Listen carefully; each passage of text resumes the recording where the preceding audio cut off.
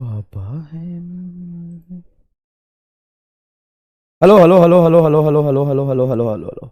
Audio and की video clear है तो प्लीज एक बार थम्स अप कर दीजिए बेटा।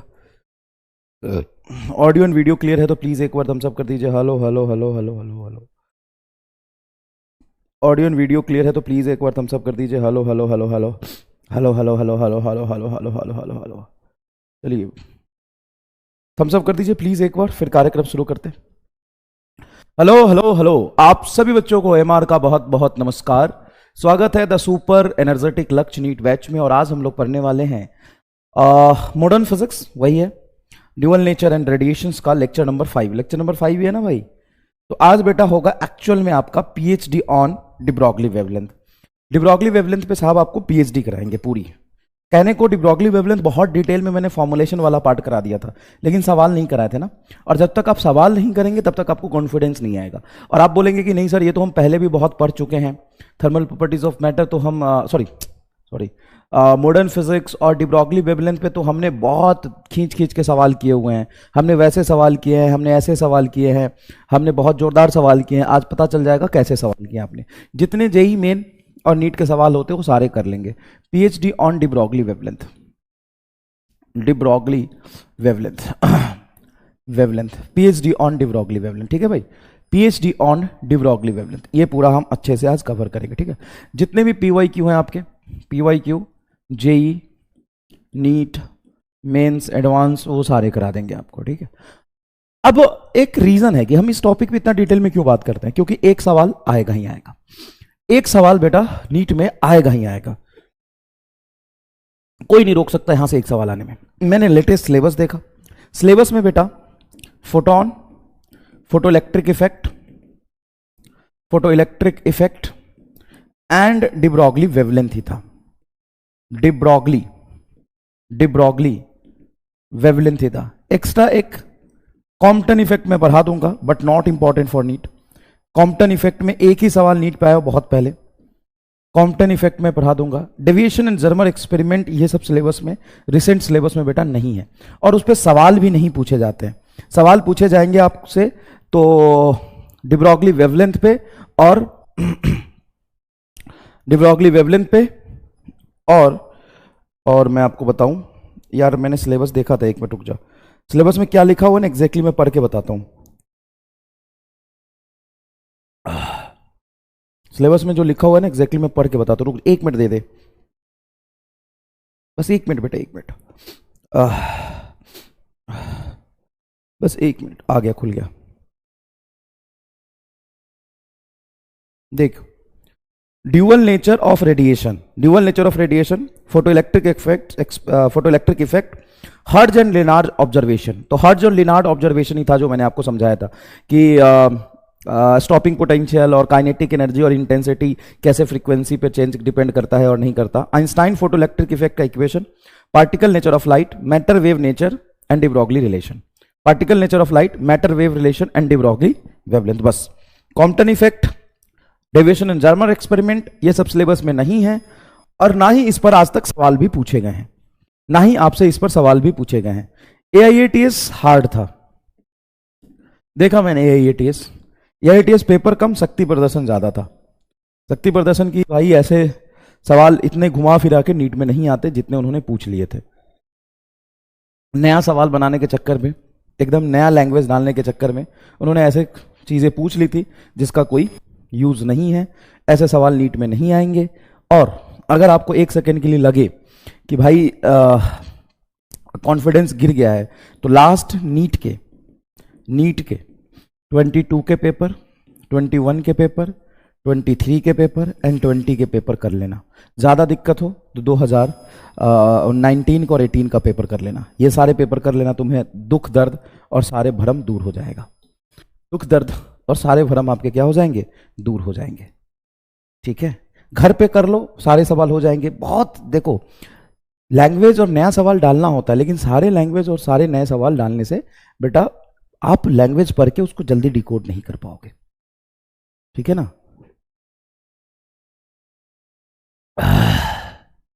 ठीक है, तो ज्यादा परेशान होने की जरूरत आपको नहीं है। अच्छा, पेपर में डिस्कस करा दूंगा। एक्चुअली मेरी तबीयत ठीक नहीं है 2-3 दिन से, तो मैं कुछ कर नहीं पा रहा हूँ। तो पेपर मैं डिस्कस करा दूंगा, ठीक है ना, paper I will discuss. Paper आ गया था मेरे पास, डिस्कस कर लेना चाहिए। अच्छा, एक नया टेस्ट सीरीज कह सकते हो या असाइनमेंट का फॉर्मेट मैंने शुरू किया है, feel of physics. Feel of physics, feel of physics FOP, test 1। Test 1 जो आपको सैटरडे को मैं PDF दे दूंगा, आपको सैटरडे को मैं PDF दे दूंगा। FOP टेस्ट 1 सैटरडे को मैं आपको PDF दे दूंगा, जिसमें gravitation, gravitation, gravitation, solid, fluid और थर्मल प्रॉपर्टीज ऑफ मैटर होगा। आप कहेंगे कि सर तो हमने 11th कैसे रिवाइज करे? देखो, जितना भी रिवाइज कर सको, जैसे भी रिवाइज करो कर लेना। जरूरी थोड़ी ना कि सारे सवाल में से आप सारे कर ही ले बेटा, जरूरी थोड़ी ना है, आप कर लेना। ग्रेविटेशन तो आपने कई बार पढ़ा, इलेक्ट्रोस्टैट जैसा होता है। सॉलिड में 4-5 फॉर्मूला है, फ्लूइड है, थर्मल प्रॉपर्टीज ऑफ मैटर है। जितना आपसे हो सके उतना रिवाइज कर लेना। फिजिक्स में इजी से कर लेना अगर आपके पास है तो, ठीक है। अब इसकी खास बात क्या है? खास बात यह है कि आप बहुत स्ट्रेस लेके इस पेपर को मत करना। इस पेपर को करना बहुत आराम से, कूल होके। जो सवाल ना हो उसको छोड़ देना, जो हो जाए उसको अच्छे से करना। इसमें सारे न्यू क्वेश्चंस होंगे जो आपको देखे हुए नहीं मिलेंगे। 80 से 90% क्वेश्चन, 80 से 90% न्यू क्वेश्चंस होंगे। न्यू क्वेश्चंस का मतलब है कंसेप्ट नया नहीं। अरे कंसेप्ट तो वही है ना, हाँ, कंसेप्ट लगाने का तरीका नया, language new, language new. Sir 12th का पहले करा देते, 12th का भी कराऊंगा, 12th का भी कराऊंगा। 3-3, 4-4 चैप्टर मिक्स करके क्यों दिया सर? एक चैप्टर क्यों नहीं दिया? नंबर ऑफ क्वेश्चंस ज्यादा होंगे, 70-80 सवाल होंगे। तो 70-80 सवाल होंगे, हाँ। सारे सवाल आप कह रहे हो एकदम अच्छे लैंग्वेज वाले होंगे, हाँ। बहुत टफ नहीं होंगे। मतलब एक होता है कि यार कुछ भी पूछ लेना, अब तो कुछ भी पूछ लेना, तो मैं JEE एडवांस का सवाल करा देता हूं। हाँ, मेरे से भी नहीं होंगे कुछ सवाल, मैं बैठ के घर पे कर लूंगा, कल आके करा दूंगा। उसका कोई सेंस है नहीं ना। तो हमें ना एक बाउंड्री लाइन खींचना पड़ता है कि नीट के लिए क्या इंपॉर्टेंट है। नीट के लिए इंपॉर्टेंट है लैंग्वेज बहुत लेंदी हो, लेकिन कैलकुलेशन लेंदी कतई नहीं हो। तो इसमें बहुत मेहनत लगती है ऐसे क्वेश्चन निकालने में। टफ क्वेश्चन लाने में मेहनत नहीं लगती। टफ क्वेश्चन तो कहीं से भी ले आओ, टफ क्वेश्चन तो कहीं से भी ले आओ। Level up, tough question, hard question, वो तो कहीं से भी आ जाएगा, कहीं से भी आ जाएगा। लेकिन हमें वो नहीं करना ना, हमें वो करना है कि यार लैंग्वेज भी नया हो, हमें थोड़ा सोचना भी पड़े, क्रिएटिव थिंकिंग भी लगे, कैलकुलेशन भी इस लेवल का ना हो जो नीट में आता ही ना हो, नीट वाले कैलकुलेशन हो, और अच्छे से हम अटेम्प्ट कर पाए, ये जरूरी है। ठीक है भाई, ठीक है भाई। तो फॉर्मूला रिवाइज कर लेना जितना तुमसे हो जाए, और अच्छे से अटेम्प्ट करना भाई, ठीक है। ये PDF मैं सैटरडे को आपके बैच में डलवा दूंगा। उसके बाद रिवीजन का कैसे करना है वो अपन प्लान करते हैं। एक बोर्ड पैटर्न का टेस्ट मैं आपका करा देता हूं।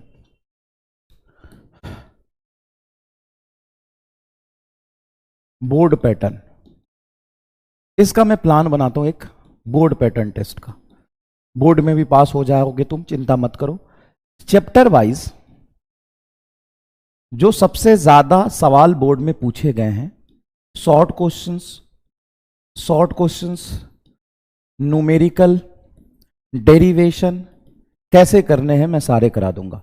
मतलब चैप्टर वाइज डेरिवेशन करा दोगे? हाँ भाई करा दूंगा। सर ऐसे कितना समय लगेगा? समय तो लगता है, कोई भी काम करने में समय तो लगता है। बिना समय का अगर ये हो जाता तो कोई भी मुंह उठा के कर लेगा। बिना समय का तो कोई चीज नहीं होता ना यार, सब चीज के लिए समय लगता है। तो डेरिवेशन क्या इंपॉर्टेंट है वो वाली बात हम कर लेंगे, हर चैप्टर का अलग अलग। और स्पेशली ऑप्टिक्स का जरूर कर दूंगा, चिंता मत कर। ऑप्टिक्स में भी short numerical, derivation, short answer type questions, और बोर्ड के जो PYQ है उसका मैं एक बार प्लान शेयर कर देता हूं। अब ये करूंगा कैसे मैं बताता हूं। मैं तुम्हें दे दूंगा PDF, चैप्टर वाइज बोर्ड के PDF दे दूंगा। चैप्टर वाइज क्या दे दूंगा? PDF दे दूंगा। अब चैप्टर वाइज जब तुम्हें PDF मिल जाएगा तो तुम उसको घर पे बैठ के एक बार अटेम्प्ट कर लो, और फिर हम क्लास में उसको डिस्कस कर लेंगे। तो इससे ज्यादा समय भी नहीं लगेगा ना। अगर तुम्हें PDF पहले मिल जाएगा तो तुम आराम से उसको अटेम्प्ट करके देख लोगे कि क्या क्या चीजें हैं, क्या क्या चीजें हैं, क्या क्या लिखना है, नहीं लिखना है, फिर बोर्ड में जब वो सवाल आएगा तो उसको कैसे अटेम्प्ट करना है, बोर्ड में कितना लिखना है, बोर्ड में कितना नहीं लिखना है ना। अलग अलग बोर्ड के लिए नहीं होगा, सीबीएसई मेन बोर्ड है। और देखो बोर्ड कोई सा भी हो, अगर वो चैप्टर सिलेबस में है तो एक ही जैसे सवाल सारे बोर्ड में आते हैं। तो मैं पहले पीडीएफ डाल दूंगा, ये बहुत इंपॉर्टेंट है। जिनको बोर्ड की तैयारी करना है इस पर ज्यादा फोकस करना, जिनको नीट करना है इस पर ज्यादा फोकस करना, जिसको किसी भी हालत में नीट निकालना ही है और बोर्ड में भी अच्छा करना है, इन दोनों पे इक्वली फोकस करना, ठीक है। साथ साथ में सिलेबस चल ही रहा है एकदम डिटेल में, कहीं कोई जल्दीबाजी नहीं है। तो आज के लेक्चर में सबसे पहले मैं मॉडर्न फिजिक्स स्टार्टिंग से आपको रिवाइज करा देता हूँ। ये आज का जो क्लास नोट्स होगा उसको आप शॉर्ट नोट्स कैसे बनाएं उसके रेफरेंस के लिए भी यूज कर सकते हैं। देखो सारा चीज लिख दिया, एनर्जी ऑफ ईच फोटोन, एक एक फोटोन की एनर्जी कितनी होती है, एच होती है। एफ को हम सी बाई लेमडा लिख सकते हो तो एस सी बाई लेमडा हो जाएगा। 12400 इलेक्ट्रॉन वोल्ट लेमडा एंगस्ट्रम में लिखेंगे। 1240 होता है, 1240 इलेक्ट्रॉन वोल्ट तो लेमडा नैनोमीटर में आता है। एससी की वैल्यू एसआई यूनिट में होती है 2 × 10⁻⁻25 जूल बटा lambda in metre. Rest mass of photon क्या होता है, 0। चार्ज ऑफ फोटोन क्या होता है, 0। एनर्जी ऑफ फोटोन क्या होता है, पीसी। सर पीसी को एचएफ भी लिख सकते हैं, हाँ लिख सकते हैं। एनर्जी ऑफ फोटोन को हम प्रियंका चोपड़ा भी लिखते हैं और एचएफ भी लिखते हैं। तो सर मोमेंटम हो जाएगा E/c, हाँ मोमेंटम होगा E/c। ई को आप लिख सकते हो एस सी बाई लेमडा, तो ई को जैसे लिखोगे एस सी बाई लेमडा, नीचे एक सीख है तो देखो एच बाई लेमडा आ गया। मोमेंटम को लिख सकते हैं मास इंटू स्पीड, तो मास इंटू स्पीड, स्पीड को नीचे ले जाओ तो मास बराबर होगा E/c²। देखो मूविंग मास ऑफ फोटोन देखो क्या आ गया, E/c²। Can not deviated in EM field, yes can not deviated in EM field, but deviated in gravitational field, but can deviates in a gravitational field. Gravitational field में क्या होता है, वो deviate हो जाता है। एनर्जी ऑफ लाइट और radiation क्या होगा, एनर्जी ऑफ लाइट और एनर्जी ऑफ रेडिएशन की बात करेंगे तो एन का फैक्टर आ जाएगा एक, नंबर ऑफ फोटोन वहां पे मल्टीप्लाई कर देंगे, नंबर ऑफ फोटोन मल्टीप्लाई कर देंगे।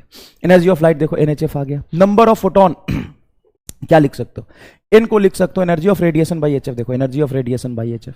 Power of light beam energy per second, energy of photon NHF, energy of photon NHF per second by T, देखो NHF बाई टी, सही है। Number of photon per second, अच्छा number of photon यहां पे पर second निकालोगे तो क्या निकलेगी, देखो एन बाई टी को क्या लिख सकते हो, पावर बाई HF, देखो power by HF, power by HF आएगा, सॉरी यहां पे स्प्रिंट है, power by HF, power by HF, ठीक है क्या। इंटेंसिटी को क्या लिख सकते हैं, इंटेंसिटी को क्या लिख सकते हैं, इंटेंसिटी लिख सकते हैं total energy per unit area per unit time, total energy NHF by AT, NHF by AT, ठीक है। Intensity intensity intensity directly proportional to number of photon होगा, हाँ कह सकते हैं सेम सोर्स के लिए, for same source, same source. अरे यार थोड़ी देर पहले एक दवाई खाया तो गर्मी हो रही मुझे भयंकर, और एसी चला रहा हूं तो ठंड लग रहा है।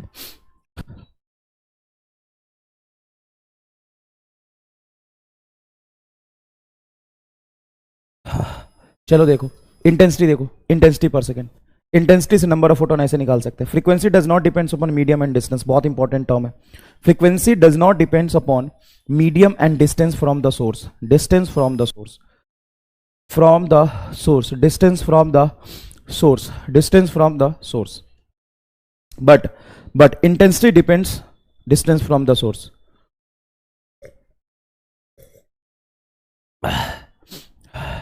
गुड आइडिया, सही बोल रहा है, फैन तो है रूम में, good idea.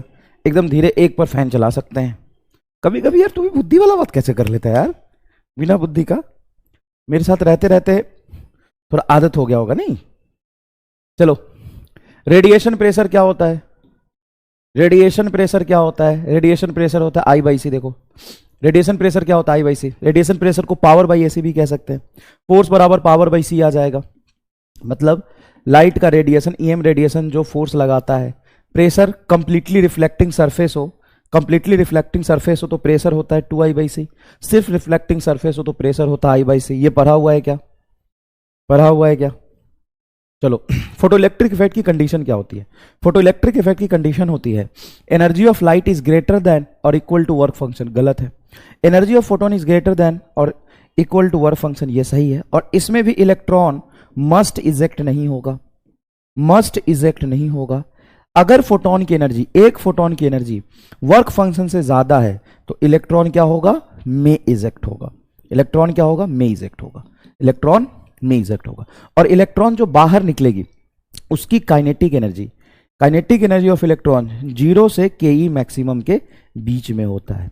Maximum kinetic energy वाले इलेक्ट्रॉन को अपोजिट में पोटेंशियल लगा के रोक दो तो के मैक्स को ईवी नॉट लिखेंगे। के मैक्स को क्या लिखेंगे, ईवी नॉट लिखेंगे। के मैक्स को क्या लिखेंगे, ईवी नॉट लिखेंगे।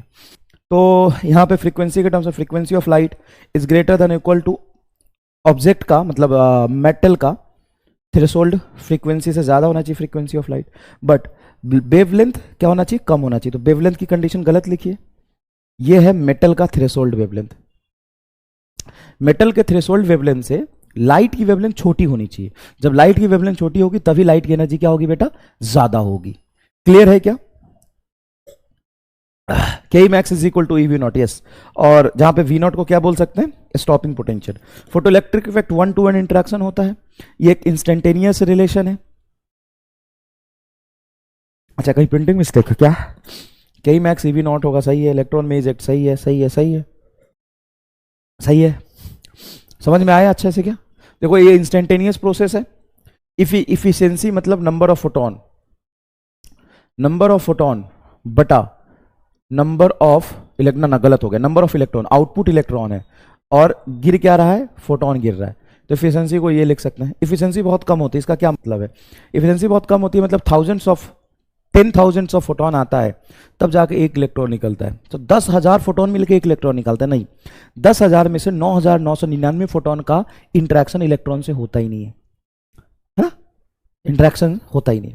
ये 1-to-1 इंटरेक्शन है। 1-to-1 इंटरेक्शन मतलब एक photon, 1 photon will interact to 1 electron, 1 photon will interact to 1 electron. देखिए नेक्स्ट, के बराबर 5 प्लस के मैक्स, यस। ये क्या है, sorry, energy of photon is equal to 5 plus K max होता है, यस। के मैक्स को ईवी नॉट लिख सकते हैं, ये laws of photo electric effect है। दूसरा मैंने आपको क्या समझाया था, इसे कहीं saturation current depends on the intensity, क्योंकि इंटेंसिटी का मतलब होता है नंबर ऑफ फोटोन से रिलेटेड। तो जो सैचुरेशन करंट है, सैचुरेशन करंट है, करंट मतलब नंबर, और number depends on number and does not depends on frequency. अगर तुम फ्रीक्वेंसी बढ़ाते हो, मान लो 5 फोटोन आ रहा था पहले, कितने फोटोन आ रहा था, 5, 1 2 3 4 5, और तुमने फ्रीक्वेंसी बढ़ा दी और इंटेंसिटी कांस्टेंट है। इसका क्या मतलब है, मान लो पहले 5 फोटोन आ रहे थे, तुमने फ्रीक्वेंसी बढ़ा दी और इंटेंसिटी कांस्टेंट है, इसका क्या इंटरप्रिटेशन है, ये कमेंट करके बताओ, इसे क्या समझोगे। मान लो पहले 5 फोटोन आ रहे थे और सारे फोटोन की एनर्जी थी ई, सारे फोटोन की एनर्जी थी पी। अब मैंने फ्रीक्वेंसी बढ़ा दी, इंटेंसिटी कांस्टेंट रखी, इसका क्या इंटरप्रिटेशन है ये बताओ। इंटरप्रिटेशन क्या है, मतलब इसका इफेक्ट क्या है, मतलब इसका मतलब क्या है ये बताओ। तो इसका मतलब है कि पहले 5 फोटोन आ रहे थे और इंटेंसिटी कांस्टेंट है, तो बाद में भी 5 फोटोन ही आएंगे, फिर 5 ही फोटोन आएगा, हाँ। उसकी वजह से जितने इलेक्ट्रॉन निकल रहे हैं वो फिक्स होगा। लेकिन फ्रीक्वेंसी बढ़ा तो हर फोटोन की एनर्जी बढ़ जाएगी, और हर फोटोन की एनर्जी बढ़ जाएगी तो ऐसे निकलने वाले हर इलेक्ट्रॉन की एनर्जी बढ़ जाएगी। नंबर उतना ही रहेगा क्या, हाँ वही तो समझाना चाह रहा था मैं तुम्हें। स्टॉपिंग पोटेंशियल किस पे डिपेंड करता है, तो देखो अगर फोटोन की एनर्जी बढ़ गई तो वो जो जाके धक्का मारेगा तो इलेक्ट्रॉन की एनर्जी बढ़ा देगा, इलेक्ट्रॉन की एनर्जी बढ़ा देगा तो उसको रोकने के लिए ज्यादा एनर्जी चाहिए। तो stopping potential depends on frequency not on intensity. देखो सैचुरेशन करंट और इंटेंसिटी का ग्राफ डायरेक्टली प्रोपोर्शनल होगा, saturation current frequency does not depends होगा। बताओ याद है, कितने लोगों को एकदम दिमाग में बैठ गया है नंबर और एनर्जी का खेला जो उस दिन हमने खेला था। देखो ये सैचुरेशन करंट होता है बेटा, ये सैचुरेशन करंट होता है। जितने इलेक्ट्रॉन निकल रहे तो सारे पहुंच जाते हैं, उसको सैचुरेशन करंट कहते हैं। उसको क्या कहते हैं, सैचुरेशन करंट कहते हैं। और ये जो है जिस पोटेंशियल पे सारे इलेक्ट्रॉन रुक जाते हैं उसको हम स्टॉपिंग पोटेंशियल कहते हैं। Stopping potential depends upon frequency. अच्छा अच्छा, ये तुम्हारा स्टॉपिंग पोटेंशियल वर्सेस फ्रीक्वेंसी का ग्राफ है, ये ऐसा ग्राफ बनता है। ये जहां कट करेगा वो थ्रेशोल्ड फ्रीक्वेंसी को, देखो ये फ्रीक्वेंसी और स्टॉपिंग पोटेंशियल का, तो थ्रेशोल्ड फ्रीक्वेंसी के बाद ही तो निकलना शुरू होगा ना, तो इसलिए ग्राफ यहां कट करके जाता है। इससे पहले फोटो इलेक्ट्रिक इफेक्ट नहीं होता है। अगर फ्रीक्वेंसी कुछ क्रिटिकल फ्रीक्वेंसी के बराबर या ज्यादा हो तभी तो फोटो इलेक्ट्रिक इफेक्ट होगा। तो जब फ्रीक्वेंसी f0 था तो स्टॉपिंग पोटेंशियल y एक्सिस पे क्या है, 0। देखो ना ये पॉइंट का मतलब क्या है कि x एक्सिस की वैल्यू ये है तो y एक्सिस 0 है। तो जब तुम्हारी फ्रीक्वेंसी एग्जैक्टली क्रिटिकल फ्रीक्वेंसी के बराबर है, थ्रेशोल्ड फ्रीक्वेंसी के बराबर है, तो वहां से निकलने वाला काइनेटिक एनर्जी ऑफ इलेक्ट्रॉन क्या होगा सर, जीरो ही हो गया, उसको रोकने के लिए किसी पोटेंशियल की जरूरत नहीं पड़ेगी। जब तुम फ्रीक्वेंसी बढ़ाओगे तो फोटोन की एनर्जी बढ़ेगी, तो फोटोन की एनर्जी बढ़ेगी तो निकलने वाले इलेक्ट्रॉन की एनर्जी बढ़ेगी, तो रोकने के लिए ज्यादा पोटेंशियल चाहिए। इस ग्राफ का जो स्लोप होगा, स्लोप का मतलब थीटा होता है कि tan theta, tan theta, tan theta H by E को बताएगा। इस ग्राफ का स्लोप टैन थीटा होगा जो कि एच बाई ई को बताएगा, और ये ग्राफ जहां पे कट करेगा वो फाई बाई ई होता है। तो जितना ज्यादा नीचे कट करेगा वो मेटल का वर्क फंक्शन को बताएगा, ठीक है। और स्लोप यूनिवर्सल कांस्टेंट होता है, क्योंकि चाहे किसी भी लाइट को फॉल करा दो या किसी भी मेटल पे लाइट को फॉल कराओ, एच और ई तो चेंज ही नहीं होगा ना बेटा, एच और ई तो चेंज ही नहीं होगा ना, नहीं सर, एच और ई चेंज नहीं होगा। डी ब्रॉगली वेवलेंथ का ये जो लेमडा था, वो लेमडा तो बहुत अच्छे से मैंने सारे करा दिए थे, देखो 0.86 इलेक्ट्रॉन प्रोटॉन के लिए है, ये प्रोटॉन के लिए, ये किसके लिए 12.127 इलेक्ट्रॉन के लिए, ये बताओ किसके लिए, ड्यूट्रॉन के लिए, और ये किसके लिए, अल्फा पार्टिकल के लिए। सर यहाँ एक बच्चा कह रहा है सर आपने यहाँ पे मेड इजी बुक में ना वी लिखा था और आपने डेल्टा भी पढ़ाया था, तो भाई वहां पे वी पोटेंशियल डिफरेंस है। अब पोटेंशियल डिफरेंस को लिखने के लिए मैं पोटेंशियल डिफरेंस को वी तो लिख सकता हूं सर, आपने लास्ट क्लास में डेल्टा, अबे डेल्टा भी पोटेंशियल डिफरेंस है, वी पोटेंशियल डिफरेंस है, मेरी मर्जी में पोटेंशियल डिफरेंस को वी से लिखूं कि डेल्टा वी से लिखूं। चोमुनन स्वामी है क्या, एकदम एकदम चोमुनन स्वामी है क्या तू। चल एक स्टेटमेंट मैं लिख रहा हूं उसको ध्यान से पढ़ और ट्रू फॉल्स बताइयो। एक स्टेटमेंट मैंने यहां पे लिखा है उसको ध्यान से पढ़ और ट्रू फॉल्स बताइयो। ये स्टेटमेंट है, option A true, option B false, आराम से पढ़ियो और ट्रू फॉल्स बताना, पूरा पढ़ो अच्छे से, एक एक वर्ड पढ़ लो पहले तभी करना। Two particle having same momentum will have same wavelength, two particle having same momentum will have same wavelength. ये कह रहा है कि two particle will have same momentum, two particle having same momentum will have same wavelength, true false बता। तो तू जानता है लेमडा इज इक्वल टू होता है H Y P, yes sir. दो पार्टिकल का मोमेंटम सेम है तो सर ये सेम है, और दुनिया का कोई भी पार्टिकल के लिए प्लैंक कांस्टेंट तो ये कांस्टेंट है भैया, हाँ तो लेमडा सेम होगा, एकदम ट्रू है, ये एकदम ट्रू है, कोई यहां पे कोई दिक्कत नहीं है, so true, this is so true. Okay sir, चलो एक स्टेटमेंट और लिख देता हूं, अरे कोई बात नहीं, बहुत आसान सवाल था, लेकिन समझ तो आया कि एच सबके लिए सेम होता है, अगर दो पार्टिकल पी सेम हो तो लेमडा भी सेम होगा। चलो ये बताओ नीचे वाला statement, two particle having same wavelength, दो particle having same wavelength, two particle having same wavelength will have same momentum, option A yes true, yes मतलब ये ट्रू है, ट्रू है, और ऑप्शन बी फॉल्स, नहीं होगा ऐसा। Two particle having same wavelength, wavelength same होगा, एच सबके लिए कांस्टेंट रहता है, करके देखो तो बताओ ट्रू है कि फॉल्स है। Two particle having same wavelength, wavelength same है, वेवलेंथ क्या है सेम है, two particle having same wavelength, two particle having same wavelength will have same momentum. हम जानते हैं lambda is equal to H by P होता है, हम पी को यहां भी लिख सकते हैं, तो पी इज इक्वल टू हो जाएगा H by lambda, P is equal to क्या होगा एच बाई लेमडा, तो पी तो सबके लिए, एच तो सबके लिए सेम होता है, लेमडा भी सेम है, टू पार्टिकल हैविंग सेम है, लेमडा भी सेम है, लेमडा भी सेम है, then have same momentum, yes बताइए ट्रू फॉल्स।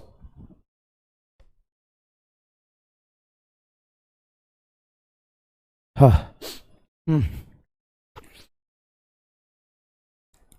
बताइए ट्रू फॉल्स।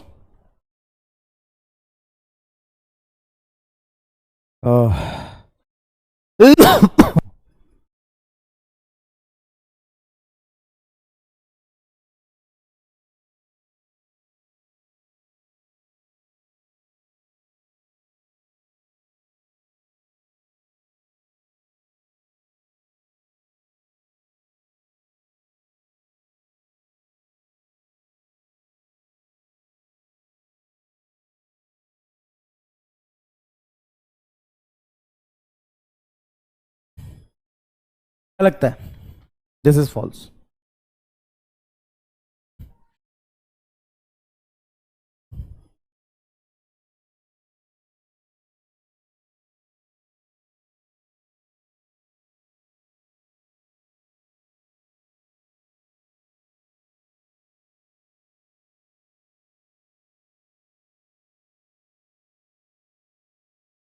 $34 लोग मात खा गए। 63% लोग ठीक है, 34% लोग मात खा गए, 64% लोग ठीक है। 34% क्यों मात खा गए? क्योंकि वो समझते हैं कि de Broglie wavelength lambda is equal to H by P होता है, जहां पे पी मोमेंटम है और लेमडा डी ब्रॉगली वेवलेंथ है। कितने लोग ऐसा समझते हैं? समझते हैं तो यस लिखिएगा, ऐसा नहीं समझते तो नो लिखेंगे। कितने लोग ऐसा समझते हैं कि lambda is equal to H by P जो है, जहां पे लेमडा डी ब्रॉगली वेवलेंथ है एंड एच बाई पी में पी मोमेंटम है। कितने लोग ऐसा समझते हैं? अगर समझते हैं तो यस लिखिए, नहीं समझते तो नो लिखिए।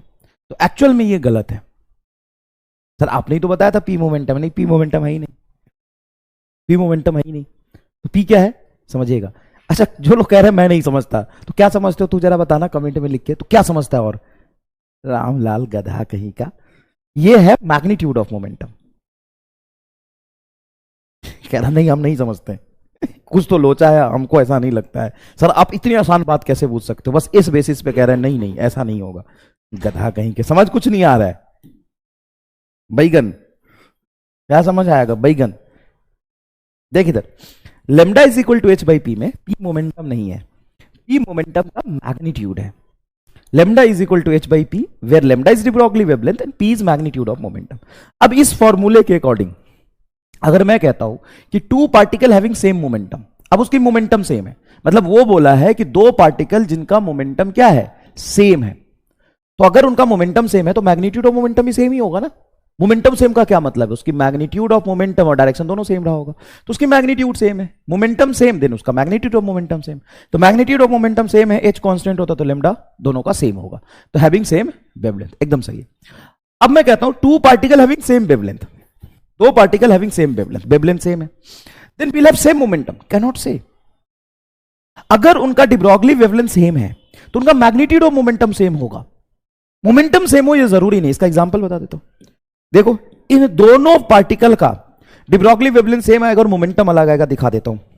मान लो एक m मास का पार्टिकल है और v वेलोसिटी से इधर जा रहा दूसरा एक m मास का पार्टिकल है और v वेलोसिटी से नीचे जा रहा। देख अब बता इसका डी ब्रॉगली वेवलेंथ क्या होगा? Sir lambda is equal to h बटा पी, पी को लिख सकते हैं mb, magnitude of momentum.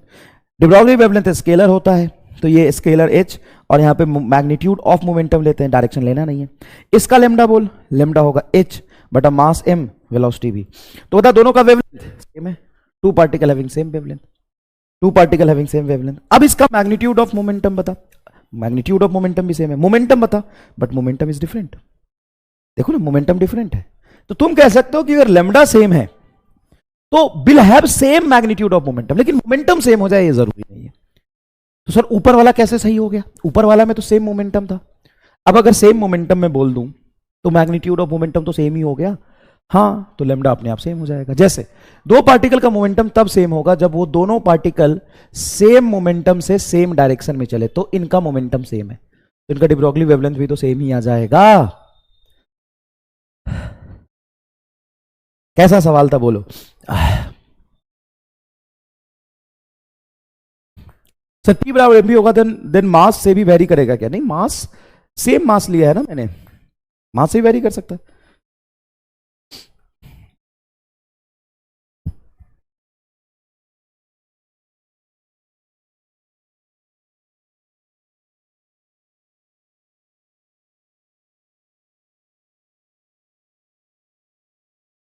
Crash course से बोर्ड की तैयारी कर सकते हैं, बिल्कुल कर सकते हैं, कंसेप्ट वही है, कोई अलग कंसेप्ट थोड़ी ना है, बिल्कुल सेम ही कंसेप्ट है। चलिए, intensity of the incident light increases, then which of the following option is correct?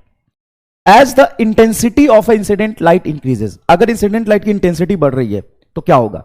Kinetic energy, देखो इंटेंसिटी का मतलब क्या है? नंबर, तो नंबर पे इफेक्ट डालेगा। Kinetic energy of the photo electrons increases, नहीं, photo electric current decreases.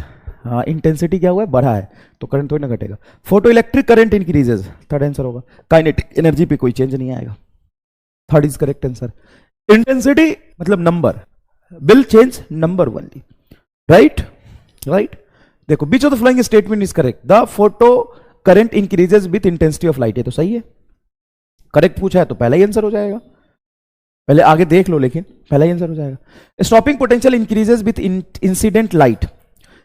Stopping potential increases with increases of intensity of light लिखना था यहां पे, intensity, increases of intensity of light नहीं, स्टॉपिंग पोटेंशियल इंटेंसिटी पे depend नहीं करता। Current in a photo cell, photo cell मतलब वही फोटो इलेक्ट्रिक इफेक्ट का जो सेटअप बनाते हैं, current in a photo cell increases with increasing frequency नहीं, जो करंट है वो इंटेंसिटी के साथ बढ़ती है, फ्रीक्वेंसी के साथ चेंज नहीं होती। Photo current is proportional to the applied voltage, photo current is proportional to the applied voltage नहीं, प्रोपोर्शनल नहीं होता ना, धीरे धीरे बढ़ता है फिर कांस्टेंट हो जाता है। तुम कहोगे कि सर आपने तो पढ़ाया था कि ये जो फोटो करंट है स्टॉपिंग पोटेंशियल के साथ देखो बढ़ा था, तो प्रोपोर्शनल नहीं है ना, थोड़ा सा बढ़ा था, और जब सारे इलेक्ट्रॉन पहुंच गए थे तो कांस्टेंट हो गया। तो पूरी बात बोलनी पड़ेगी ना कि when we increase EMF, when we increase EMF current increases initially and then becomes constant. और देखो photo current and saturation photo current, इसमें फर्क है क्या बताओ तो? Photo current and saturation photo current, इसमें फर्क है क्या? सैचुरेशन फोटो करंट, इसमें फर्क है क्या? Photo current and saturation photo current, इसमें फर्क है क्या? 200% का। फोटो करंट मतलब किसी भी ईएमएफ पे बहने वाला करंट, ये फोटो करंट, और सैचुरेशन फोटो करंट जब वो कांस्टेंट हो जाएगा वो वाला करंट। तो सवाल जब पढ़ना ना तो अच्छे से देख लेना। Photo cell employs photo electric effect to convert change in frequency of light into change in electric current. Lot bag gang jeng uniya na chono. Change in frequency of light, change in a electric voltage. Change in frequency of a light into change in electric voltage. Change in intensity of illumination of a change in photoelectric current. Change in intensity of the illumination changes the photoelectric current. ये सही है. Changes in the intensity of illumination into changes in work function of the photocell. बाप रे, इतना गलत कैसे हो सकता है? वर्क फंक्शन लाइट पे थोड़ी ना डिपेंड करती है। ये तो सही लग रहा। Change in frequency of the light into change in electric voltage. Electric voltage नहीं, स्टॉपिंग पोटेंशियल बोलता तो हम कुछ सोचते। चेंज इन फ्रीक्वेंसी से स्टॉपिंग पोटेंशियल चेंज होता है, इलेक्ट्रिक वोल्टेज थोड़ी चेंज होता है। Change in intensity of the illumination, illumination मतलब जो लाइट फॉल करे उसकी इंटेंसिटी को अगर चेंज करते हैं तो फोटो इलेक्ट्रिक करंट चेंज होता है। थर्ड सही है। अब ये देखो, नीट 2016 का सवाल है, अच्छा सवाल है। इस तरह के सवाल जब एग्जाम में आ जाए तो कैसे अटेम्प्ट करना होता है वो देखना। When a metallic surface is illuminated with a radiation of wavelength lambda, stopping potential is V. मान लो मेटालिक सरफेस का वर्क फंक्शन फाई है, मान ले, तो जब उस पे लाइट आया है लैम्डा वेवलेंथ का, तो स्टॉपिंग पोटेंशियल उसका क्या है? वी है। स्टॉपिंग पोटेंशियल क्या है? If the same surface is illuminated with the radiation of wavelength 2 lambda, same surface को 2 लैम्डा से हम लोग इल्यूमिनेट कर रहे हैं, तो स्टॉपिंग पोटेंशियल क्या हो गया? V/4। Then threshold wavelength of the metallic surfaces. सवाल सही है कंसेप्चुअली, बताओ तो। जब हम वेवलेंथ बढ़ा रहे हैं तो स्टॉपिंग पोटेंशियल घट कैसे गया? क्या यह सवाल कंसेप्चुअली सही है? पहले ये बताओ। पहले केस में लिखोगे hc/λ, अगर लाइट की वेवलेंथ लैम्डा है तो फोटोन की एनर्जी होगी hc/λ बराबर work function plus stopping potential v है तो ev। ये इक्वेशन आ गया। कई मैक्स को हम क्या लिख सकते हैं? ev। दूसरे केस में hc/2λ is equal to 5 plus ev/4 आ जाएगा। ये दूसरा इक्वेशन आ गया। ठीक है, तो सर अब कैसे सॉल्व करें? तुमको क्या चाहिए? Threshold wavelength for the metallic surface चाहिए, थ्रेशोल्ड वेवलेंथ चाहिए। अच्छा, थ्रेशोल्ड वेवलेंथ कैसे आएगा? इस फाई को तुम्हें लिखना पड़ेगा hc/λ0। फाई को क्या लिखना पड़ेगा? hc/λ0, तभी तो ये थ्रेशोल्ड वेवलेंथ आएगा। यहां पे फाई को क्या लिखना पड़ेगा? hc/λ0। सर दोनों केस में सेम आएगा वर्क फंक्शन। अरे मेटल तो वही है ना, उसी मेटल पे 2 बार लाइट फॉल करा। अब तुम्हें चाहिए λ0 और फाइनल आंसर में लैम्डा के टर्म्स में आंसर चाहिए। ठीक है, तुम्हें चाहिए λ0 मतलब थ्रेशोल्ड वेवलेंथ, और फाइनल टर्म्स में लैम्डा के टर्म्स में आंसर चाहिए। तो बताओ सॉल्व करने का अप्रोच क्या होगा? सॉल्व करने का अप्रोच क्या, मैं इसको डिवाइड करूंगा तो सॉल्व होगा? नहीं। कई बार बच्चे बहुत जल्दी में सीधा ऐसे डिवाइड कर देते हैं। hc/λ से hc/λ कट जाता है, इधर आता है 1, इधर आ गया हाफ, ये बताइए, फिर क्रॉस मल्टीप्लीकेशन कर लेते। गलत स्टेप है। क्यों गलत स्टेप है बताओ? क्यों गलत स्टेप है बताओ? क्यों गलत स्टेप है ये बताओ? क्योंकि हमें ना लेमडा चाहिए, लेमडा को नहीं काटना है। काटना किसको है? हमें वी को काटना है। तो एक काम करो, इसको इस तरफ ले आओ। S C by lambda minus S C by lambda not is equal to E V बटा, इसको भी इधर लाओ, S C by two lambda minus S C by lambda not is equal to E V by 4। अब ईवी से भी काट दो, है कितना बढ़िया आ गया यार, देख। अब ये 1/4 है तो 4 यहां चला जाएगा और ये वाला टर्म इस तरफ ले आओ। तो नेक्स्ट टर्म क्या बनेगा बोलो? S C by lambda minus S C by lambda not is equal to 4 times of, ये देखो 1/4 है तो 4 ऊपर चला जाएगा, ये टर्म आ गया S C by two lambda, S C by two lambda minus two lambda minus S C by lambda naught. अब यहां से एस सी को कॉमन निकाल लो, H C H C H C H C common निकल के cut जाएगा क्या? हाँ। अब क्या करोगे? 1 by lambda minus 1 by lambda not, 4 को अंदर ले जाओ, तो 4 बाई टू लेमडा, 2 से 4 कटोगे 2 by lambda minus 2 by lambda, sorry 4 by lambda not, 4 by lambda not. हमें लेमडा नॉट को एक तरफ ले आओ, माइनस लेमडा नॉट, एक मिनट, माइनस 4 लेमडा नॉट को इधर लाओ, तो 4 by lambda not minus 1 by lambda not is equal to 2 by lambda minus 1 by lambda. Lambda not को एलसीएम ले लो, तो 4 में से 1 जाएगा 3 बराबर, यहाँ पे लेमडा एलसीएम ले लो, 2 में से 1 जाएगा तुम्हारा 1 बचेगा, लेमडा नॉट इधर लेमडा इधर, 3 लेमडा बराबर लेमडा नॉट। ओ भाई साहब 3 लेमडा बराबर लेमडा नॉट, ये आंसर आ गया। हाँ 3 लेमडा। चलो लेंदी है क्या?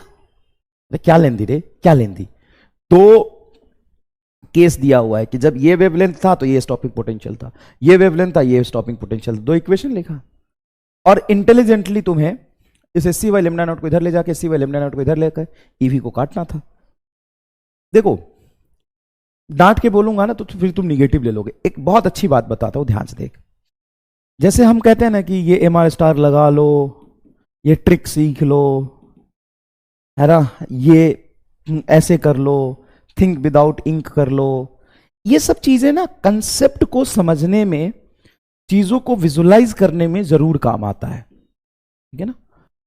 लेकिन नीट में जो सबसे ज्यादा काम आएगा ना, सबसे ज्यादा काम आएगा ना, वो आएगा आपका पेन जितना घसोगे, पेन जितना चलाओगे, जितना पेन यूज करोगे ना वही काम आएगा। फिर हम ये सारी चीजें क्यों सिखाते हैं? ये सब सारी चीजें इसलिए सिखाते हैं कि तुम ना चीजों को विजुअलाइज करो, उसको मेमोराइज करने का एक आसान फीलिंग तुम्हारे पास आए, डायमेंशन एनालिसिस को, एलिमिनेशन मेथड को तुम सीखो ताकि तुम्हारी रफ्तार बढ़े। तुम 50 नीट में जाओगे ना, 50 सवाल में से ना, 50 सवाल में से ना सिर्फ 3 सवाल में या 4 सवाल में मैक्सिमम या 2 सवाल में ये बहुत जोरदार लग जाएगा। हो सकता है वो 2 सवाल सॉल्व करने में 2-2 पेज लग रहा हो, लेकिन वो 2 क्वेश्चन तुम्हारा एमआर स्टार से या 3 क्वेश्चन तुम्हारा एमआर स्टार से जल्दी सॉल्व हो जाए। लेकिन 2-3 क्वेश्चन से सिलेक्शन होता है क्या? 2-3 क्वेश्चन से सिलेक्शन होता है क्या? नहीं। सिलेक्शन किससे होता है? सिलेक्शन होता है बेटा आपको कम से कम 40 क्वेश्चन करने पड़ेंगे ना, 35 से 38 से 40 क्वेश्चन करने पड़ेंगे, और 38 से 40 क्वेश्चन में ये सब चीजें नहीं लगता है। हाँ 2 क्वेश्चन में लगेगा, 3 क्वेश्चन में लगेगा, हो सकता है वो 2-3 क्वेश्चन ऐसा में लग जाएगा जो सब छोड़ के आ रहे होंगे, उसमें लग जाएगा। लेकिन हमारा गोल था ही नहीं कि वो 2-3 क्वेश्चन हम करें। हमारा गोल था बायोलॉजी में अच्छा स्कोर करे, केमिस्ट्री में अच्छा स्कोर करे और ये कलम चलाना सीखे। जो फैक्ट है वो कह रहा हूं, मैं ज्यादा फैसिनेट नहीं कर रहा तुम्हें, मैं ये बता दो ऐसे हो जाएगा वैसे हो जाएगा। ऑप्शन एलिमिनेशन मेथड होता है, यूनिट डायमेंशन का जलवा होता है, क्रिटिकल लिमिटिंग वैल्यू पुट करने वाला होता है कि नहीं होता है बताओ? ये सब सारी चीज हमने सीखी है कि नहीं सीखी है? हाँ ऑप्शन एलिमिनेशन मेथड भी होता है, डायमेंशन से हम कैसे खेलते हैं वो आता है तुम्हें? अच्छा क्रिटिकल वैल्यू कैसे पुट करके सवाल सॉल्व करते हैं वो आता है तुम्हें? बहुत बढ़िया, तो इससे तुम 2 सवाल ठीक कर लोगे। अच्छा इससे डायमेंशन से खेलोगे ना, हो सकता है कि कुछ सवाल नीट में 3-4 आ जाए जिसमें तुम आसानी से एक्सेल कर जाओ। लेकिन फाइनली जो तुम्हारा सबसे ज्यादा यूज होगा, सबसे ज्यादा काम आएगा ना, वो आएगा पेन यूज करोगे वही आएगा, जो फैक्ट है। दूसरी बात, एक सबसे बड़ा जो गैप है ना मैं बताता हूं, वो गैप क्या है कि हम बेटा मास्टर हैं, तो हमारा दिमाग में सिर्फ फिजिक्स है, हमारे दिमाग में क्या है? सिर्फ फिजिक्स है। तो हम फिजिक्स सॉल्व करते करते करते करते करते करते एक ही सवाल को 10 तरीके से सोचने का एप्टीट्यूड डेवलप हो जाता है, नजरिया डेवलप हो जाता है। ठीक है ना। तुम हो रामलाल, तुम्हारे दिमाग में बायोलॉजी है, फिर केमिस्ट्री और सबसे कम फिजिक्स है, तो भाई फॉर्मूला लगा के तू सॉल्व कर लेना, ये सबसे बड़ी बात होती है। क्रिटिकल थिंकिंग तुम्हारे अंदर बहुत मुश्किल से आएगी। समझ गया? समझ गया? तो भाई कलम चलाओ, नहीं है कोई शॉर्टकट मेथड, सब धाराशाही हो जाता है। और ये सारी चीजें ना मैं बताऊं तुम्हें, ये किसके काम आएगा। एक और बहुत इंपॉर्टेंट बात बता दो, ध्यान से सुनियो, ध्यान सुनियो। एक ऐसा सवाल जिसमें एमा स्टार लगा के एक लाइन में आंसर आ रहा है और उसका कैलकुलेशन 1.5 पेज का है। एक ऐसा सवाल जिसमें एमा स्टार लगा के एक लाइन में सवाल आ रहा है, उसका कैलकुलेशन 1.5 पेज का है। मान लो तुमने वो कर दिया, 2-3 सवाल तुमसे हो गए। अब ये 2-3 सवाल किसके काम आएगा? जो बायोलॉजी में भाई साहब कम से कम 80-85 सवाल कर चुका होगा, जो फिजिक्स में कम से कम 30 सवाल अटेम्प्ट कर चुका होगा, केमिस्ट्री में 35-38 सवाल कर चुका होगा, उसके ये काम आ जाएगा। यहां से वो 2-4 मिनट बचा लिया। एक सवाल कर लेने में क्या होता है? फिजिक्स के एक सवाल कर लो या बायोलॉजी के एक सवाल कर लो, नंबर 4 ही मिलने हैं। तो तुम बहुत तगड़ा कंसेप्ट लगा के एकदम मतलब मोक्ष मिल गया एग्जाम में, उससे फर्क क्या पड़ेगा? जब तक को तुम उधर बायोलॉजी के 85 सवाल और फिजिक्स के 30 सवाल नहीं कर चुके हो, केमिस्ट्री के 40 सवाल नहीं करे हो, तो एक सवाल ये करके कुछ नहीं मिलेगा। तो एक काम भी उसी को आएगा जो कलम घिसना अच्छे से जानता है। सॉरी मैं ज्ञान ज्यादा दे रहा हूं, लेकिन ये फैक्ट है जो बता रहा हूं। तो इन सब चीजों से कोई फर्क नहीं पड़ता। अच्छा मान लो तुमने अगर बायोलॉजी के 80 सवाल 88 सवाल कर लिए, 85 सवाल कर लिए, केमिस्ट्री के 40 सवाल कर लिए, फिजिक्स के 38 सवाल कर लिए, तो डैश ये सवाल तू छोड़ भी देगा ना तो कोई फर्क नहीं पड़ता।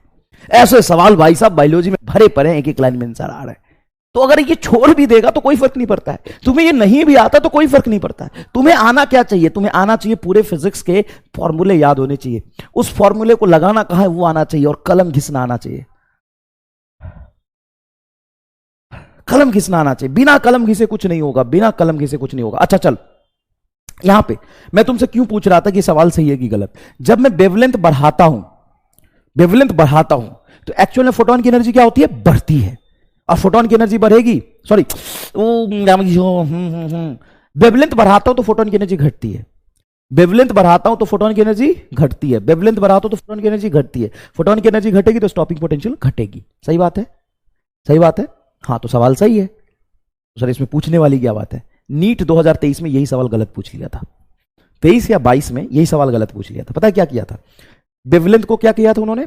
घटा दिया था, सॉरी वेवलेंथ को बढ़ा दिया था और स्टॉपिंग पोटेंशियल को भी बढ़ा दिया था। तो उसमें आंसर निगेटिव आ गया था, जो कि गलत सवाल हो गया था। समझ रहे हो? मान लो E बराबर होता है 5 प्लस EV0। अगर मैं वेवलेंथ को लेमडा से 2 लेमडा करूंगा, वेवलेंथ बढ़ाऊंगा तो ये घटेगी। वर्क फंक्शन तो कांस्टेंट रहता है तो ये घटना चाहिए। उन्होंने क्या किया? अगर लेमडा को बढ़ाऊंगा, लेमडा को बढ़ाऊंगा तो E घटेगा, E घटेगा तो V0 घटेगा। तो देखो घटा, V से V/4 आ गया। उन्होंने क्या किया? लेमडा को बढ़ाया, स्टॉपिंग पोटेंशियल को बढ़ा दिया, तो सवाल ही गलत हो गया था। क्लियर? सवाल ही गलत हो गया था। नीट 2022 में था,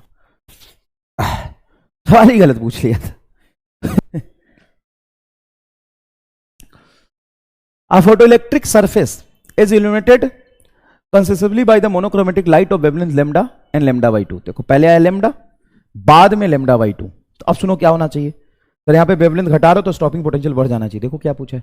the maximum kinetic energy of the emitted photo electron in the second case is 3 times that in first case. हाँ अगर मान लो यहाँ पे मैक्सिमम काइनेटिक एनर्जी तुम्हारा Ke मैक्स है, तो यहाँ पे जो मैक्सिमम काइनेटिक एनर्जी आया था वो पहले का 3 गुना आया था। पहले केस में जो काइनेटिक एनर्जी उसका 3 गुना ही तो सवाल है। देखो photo electric surface illuminated successively by the monochromatic light of wavelength lambda and lambda/2, lambda and lambda/2। the maximum kinetic energy of the emitted photoelectron in second case में maximum kinetic energy 3 times that of first case, 3 times that of first case, 3 times that of first case। the work function in the surface of the material is, अरे ये कहां गया सब? Second case में initial का 3 गुना है। चलो लिखते हैं। तो क्या पूछा है?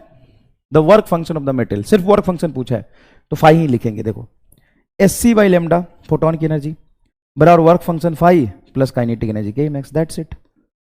बाद में क्या होगा, बाद में होगा S C by lambda by two, तो लेमडा टू पर बराबर phi plus three K max.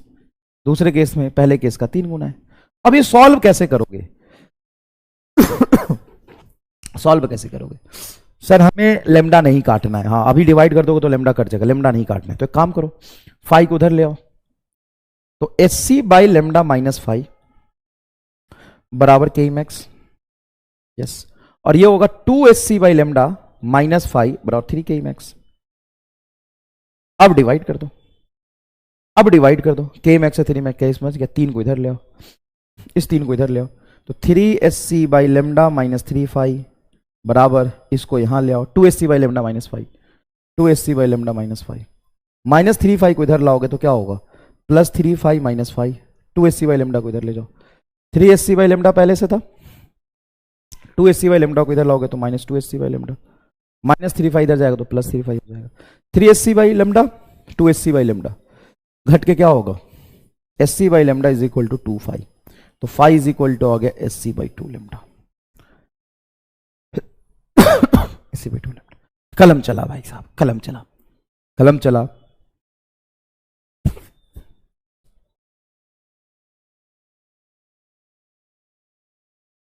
कलम चलाना है बहुत जरूरी।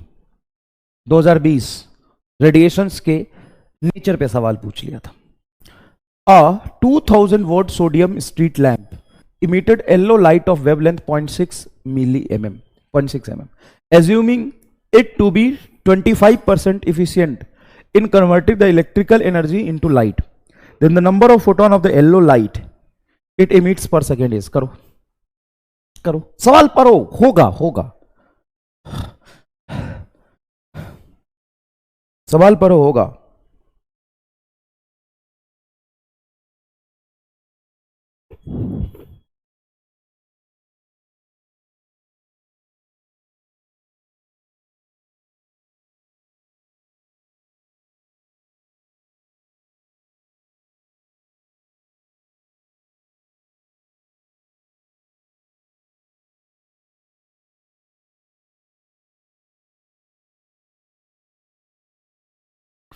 हाँ करो,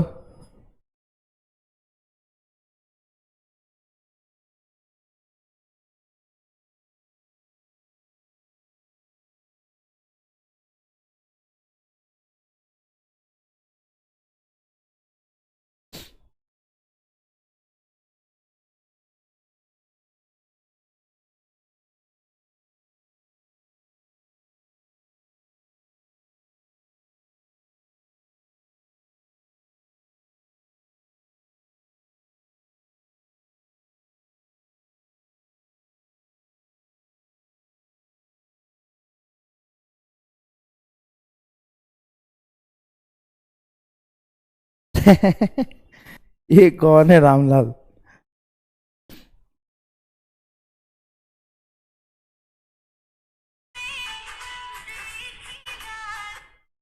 ये फिजिक्स में डीजी के साथ करवा चौथ मना रहा है।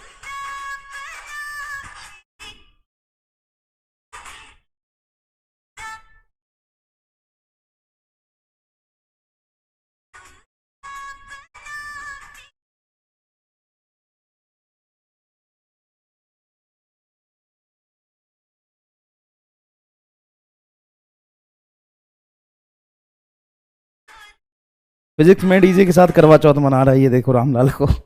भाई ये क्रिएटिविटी तुम फिजिक्स में क्यों नहीं लगाते हो? रील बनाने में क्रिएटिविटी लगाते हो। फिजिक्स में डीजी के साथ करवा चौथ मना रहा है, चलो करो। और थैंक यू सो मच। मैं स्टार्टिंग में थोड़ा सा बिजी रहा उस प्रोजेक्ट पे, इसलिए आपको थोड़ा समय नहीं दे पाया, लेकिन अब मैं बिल्कुल समय दूंगा। 2 चीज़ें आपको बोली है वो करेंगे हम लोग, ठीक है ना। 2 चीज़ें, field of physics test series, 2 चीज़ें जो field of physics test series है, ये वाली चीज़ें कहाँ गया, एफओपी और बोर्ड वाला काम मैं कर दूंगा, ठीक है ना, दोनों कर दूंगा।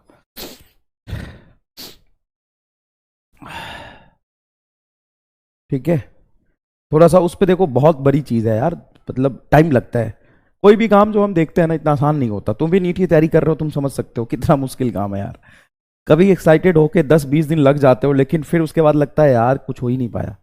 समय लगता है चीज़ों में ना, समय लगता है चीज़ों में, बहुत प्रोसेस होता है, बहुत फिल्टरिंग होता है, बहुत काम होता है, इतना आसान नहीं होता। चलो देखो, 200 वोट सोडियम, जब 200 वोट लिखा है तो क्या लिखा है, ये पावर लिखा है ना, पावर लिखा है। And thank you so much for the faith, belief and भरोसा करने के लिए। इतना अंग्रेजी नहीं आता जो मैं एकदम अंग्रेजी में तुमको भाषण दे दूं कि it's my dream and this and that, लेकिन हाँ, बहुत बहुत धन्यवाद इतना फेथ एंड भरोसा करने के लिए। पावर वोट लिखा है तो इसका मतलब क्या होता है, power of street light emitted yellow light of wavelength इतना, assuming to be 25% efficient in converting electrical energy. मतलब इतना वॉट का जो लाइट है उसका 25% ही इलेक्ट्रिकल एनर्जी में कन्वर्ट हो रहा है। मतलब 200 वॉट का 25% ही लाइट बन गया, तो इसका 25% बराबर क्या हो जाएगा, N H C by lambda into T. N H C by lambda into T क्यों, क्योंकि पावर है ना, इसीलिए। तो हमसे क्या पूछा है, number of photon per second, मतलब एन बाई टी पूछा है। एन बाई टी क्या हो जाएगा, एन बाई टी हो जाएगा, देखो एन बाई टी हो जाएगा, सबको इधर ले आओ, तो ये हो जाएगा 200%, आ जाओगे तो 100 से डिवाइड कर दो, 25/100, 4 आ जाएगा नीचे, 4 लेमडा से मल्टीप्लाई एससी से डिवाइड किया जाएगा। 200 लेमडा की वैल्यू क्या रखोगे, 6/10, एमएम को लिखोगे 10⁻³ और ये 4 है, और एससी को लिखोगे 2 × 10⁻25। देखो कितना फायदा हुआ इसका ऐसा यूनिट में याद रखने से, है ना। देखो तो ये हो जाएगा तुम्हारा, 2 से काटोगे 3 और 4 से काटोगे इसको तो क्या आ जाएगा, 5, 50, 15 का टर्म फर्स्ट में आ रहा है। मल्टीप्लाइंग फैक्टर देख लिया, कई बार सवाल पावर देख के सॉल्व होता है, कई बार मल्टीप्लाइंग फैक्टर देख के सॉल्व होता है, तो ये चीजें सीखनी पड़ेगी। तो अभी आपने बोला नहीं, अरे भाई ये सब सपोर्टिंग होता है। अब तुम ऐसा थोड़ी ना है कि यहां पे ऑप्शन में एक ऑप्शन 1.5 के टर्म्स में था, सारे ऑप्शन 1.5 के टर्म्स होते तो क्या करते, तो होते तब सोचते भाई, तब तो करना ही पड़ता ना, हाँ सर करना पड़ता, ये चीजें आपको सोचना पड़ता है सर, ये भी तो एक सोच है, हाँ उसी सोच को एम स्टार कहते हैं सर, ये तो बहुत इंपॉर्टेंट है। तो मैं कब कह रहा हूं ये मत सीख भाई, कंपटीशन क्वालिफाई करने के लिए एक बात समझ, साम दाम दंड वेद सब सीखना। रॉन्ग हो गया, छोड़, 5 3 15 सही तो है यार, 0.6 6/10 2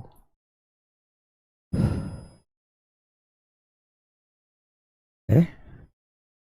ले इतना बड़ा ज्ञान देने की कोशिश कर रहा था, सब माटी में मिला दिया।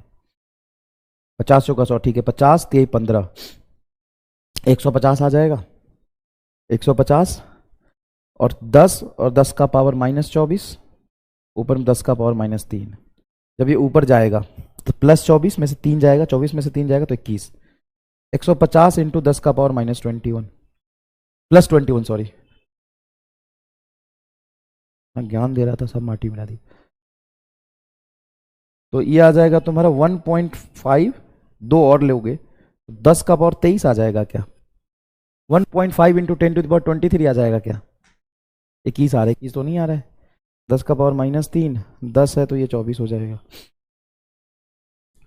1 मिनट यार, ये 0 से 0 काट दे चल, 5 3 15, ये सिंपल 15 हो जाएगा, 25 ऊपर जाएगा और -3 है 22, 10 का पावर 22। अब तो इसको कम करेगा तो 23 आएगा ना, 1.5 इंटू 10⁻23 आ रहा है, 1.5 इंटू 10⁻23 आ रहा है भाई, 0.6 है क्वेश्चन में, तो इसको 6/10 लिखा तो सही, इसको 6/10 लिखा तो सही। अच्छा ये हाँ मिलीमीटर था, तो m को 10⁻³ भी तो लिखा।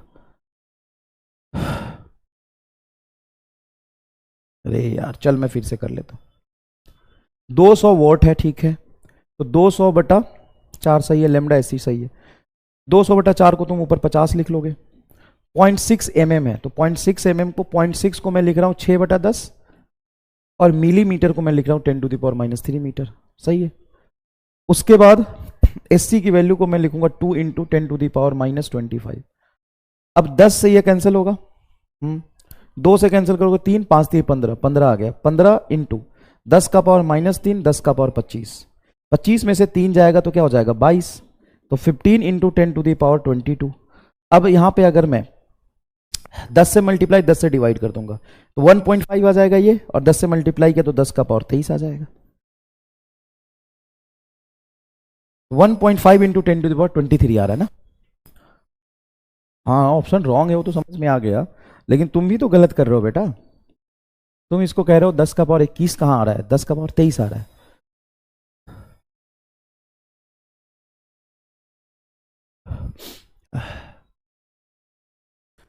हाँ भाई, तो 0.6 को मैं 0.6 को 6 बटा नीचे 10 लिख तो लिया चाचा, चाचा चौधरी, तभी तो ये 50 वाला ये इससे कटा है।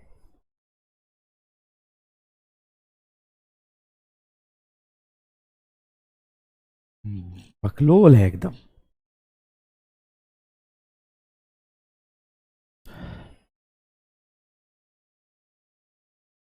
तो फिर से एक बार सॉल्व कर ले।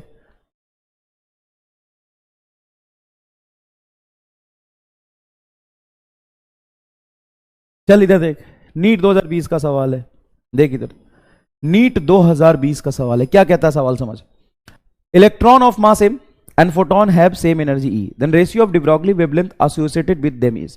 सवाल समझियो। अच्छा ये सवाल सिर्फ नीट 2020 में नहीं, जेई 2023, नीट 2016-15 में भी एक बार आया था, मतलब नीट में 2 बार आया, जेई में 23, 21, 20 कई बार आया है, कई बार अलग अलग फॉर्मेट में, ठीक है ना, अलग अलग फॉर्मेट में कई बार आया, ठीक है ना। तो देखो सवाल देखो, N electron of mass m, N electron of mass m and photon have same energy, मतलब एक इलेक्ट्रॉन है जिसकी मास m है, and a photon have same energy E। Electron की एनर्जी एंड फोटोन की एनर्जी, दोनों की एनर्जी क्या है, सेम है, दोनों की एनर्जी क्या है, सेम है। The ratio of de Broglie wavelength associated with them, तो पहले किसकी बात की, इलेक्ट्रॉन की, तो ratio of de Broglie wavelength associated with them मतलब इलेक्ट्रॉन की डिब्रॉगली वेवलेंथ बटा फोटोन की डिब्रॉगली वेवलेंथ का रेशियो पूछा है। इलेक्ट्रॉन की डिब्रॉगली वेवलेंथ एंड फोटोन की डिब्रॉगली वेवलेंथ का रेशियो पूछा है, जहां पे एनर्जी दोनों की क्या है, सेम है। N electron of mass m and a photon have same energy, electron of mass m and photon have a same energy, then ratio of de Broglie wavelength associated with them is, पूरा 8-10 line का calculation है ना, 6-7-8-10 line का calculation है। लेकिन यहां पे अब मैं इमर स्टार लगा के बिना कैलकुलेशन के सॉल्व कर दूं तो मजा आ जाएगा, हाँ मजा आ जाएगा, ये चीज तुम्हें आनी चाहिए, इसी को कहते हैं साम दाम दंड भेद। अब सुन, अब मेरा दिमाग यहां पे क्या काम कैसे काम करता है सुन, और मेरे से जो बच्चे पढ़े हुए होते हैं वो जाके करते हैं, ऐसा नहीं कि नहीं कर पाएंगे, करेंगे, देख कैसे।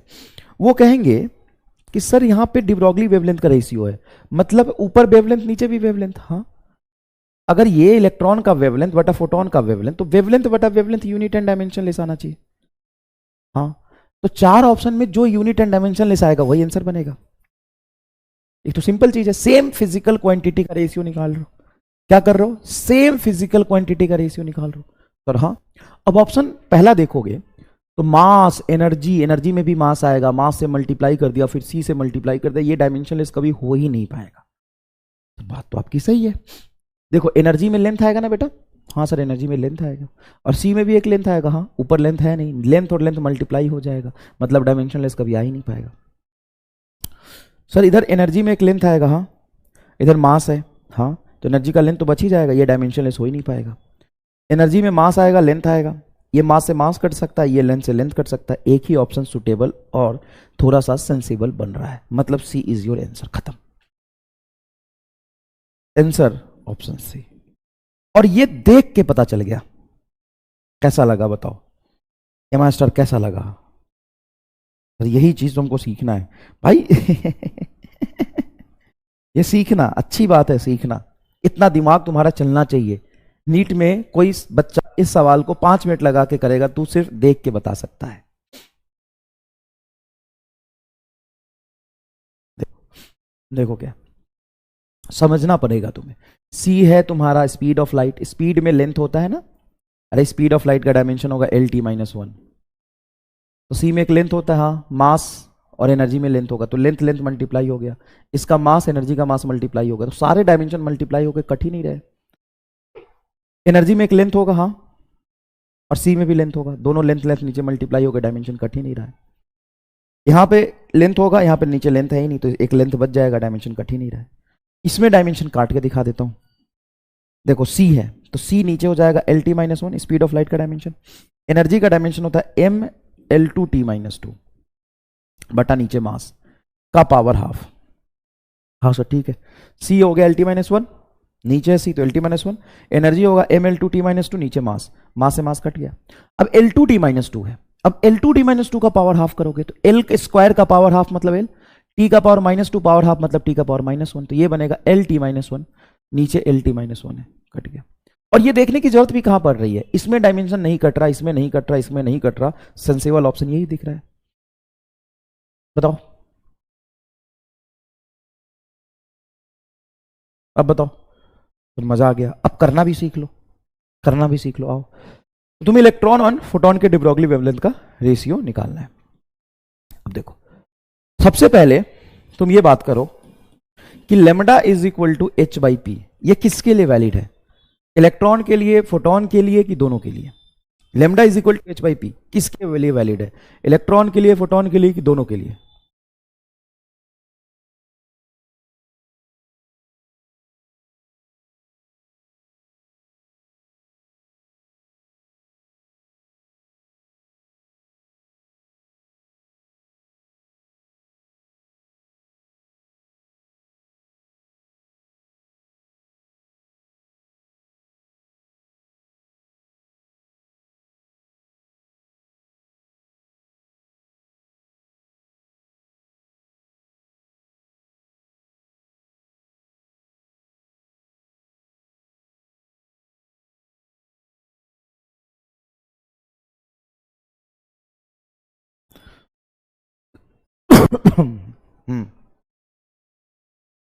चलो ऑप्शन पोल करा के देख लेते हैं, ऐसे समझ नहीं आएगा।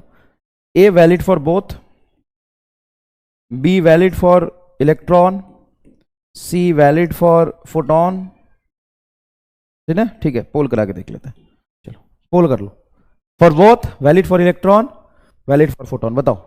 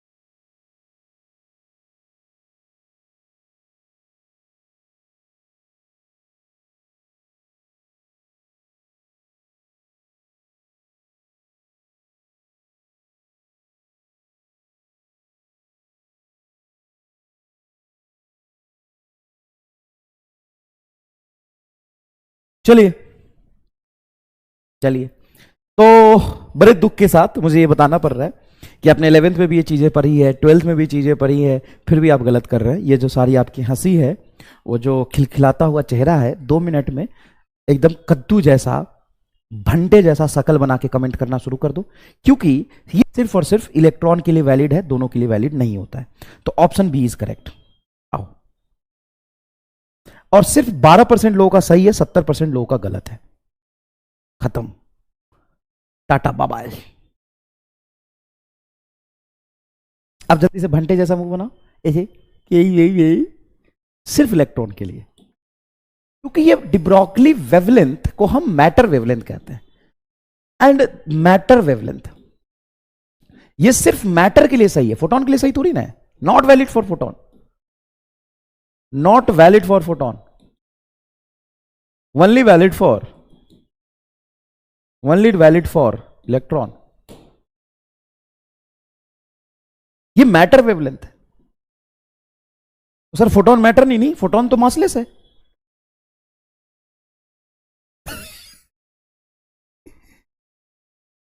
धोखा हुआ हमारे साथ, तंग किया गया हमको, याद रख लेना भैया, इसी चक्कर में बच्चे गलत कर देते हैं इसको।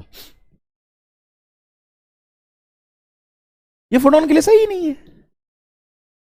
और E is equal to S C by lambda, ये किसके लिए सही है? ये only for photon, not for electron. ये सिर्फ फोटोन के लिए सही है। वो मैटर वेवलेंथ है। तो फोटोन की वेवलेंथ कहां से निकालेंगे? फोटोन की वेवलेंथ आप इससे निकालेंगे। फोटोन की वेवलेंथ क्या हो जाएगी? लेमडा ऑफ फोटोन हो जाएगा आपका H बटा HC बटा E, HC बटा E, ये आएगा, ये आएगा। मतलब फोटोन के लिए जो उसका डिब्रोगली वेवलेंथ है एनर्जी के इनवर्सली प्रोपोर्शनल होता है, एनर्जी के लिए इनवर्सली प्रोपोर्शनल होता है।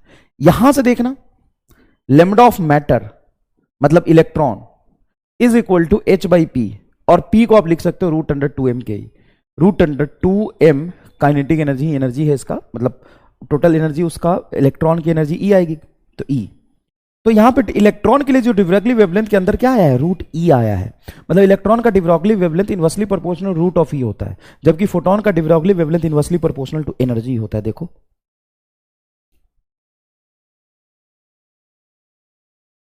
देखो, लिखो ना, एस सी बाई ई है, और देखो ये S C by 2m E है। क्लियर है क्या? अब यहां पे जब तू सवाल सॉल्व करेगा, सवाल सॉल्व करेगा तो बेटा जहां पे H डिवाइडेड बाई आ जाएगा रूट अंडर 2m E, अगर इलेक्ट्रॉन की एनर्जी E है तो। फोटोन के लिए लिखोगे, फोटोन के लिए आएगा, फोटोन के लिए आएगा E बराबर एस सी बाई लेमडा। ये ओनली वैलिड फॉर फोटोन होता है ना भाई? क्या इलेक्ट्रॉन के लिए लगा सकता हूं? बता, E is equal to S C by lambda electron के लिए लगा सकता हूं? ये वाला, ये इलेक्ट्रॉन के लिए लगा सकता हूं क्या? बोल तू खुद बता। ओनली फॉर फोटोन लिखा है, देख इलेक्ट्रॉन के लिए कैसे लगा लोगे? ये सिर्फ फोटोन जब पार्टिकल की तरफ बिहेव करता है ना, तभी और तभी आएगा। तो लेमडा इज इक्वल टू क्या होगा? S C by E. Lambda is equal to क्या होगा? S C by. Lambda of photon क्या हो जाएगा?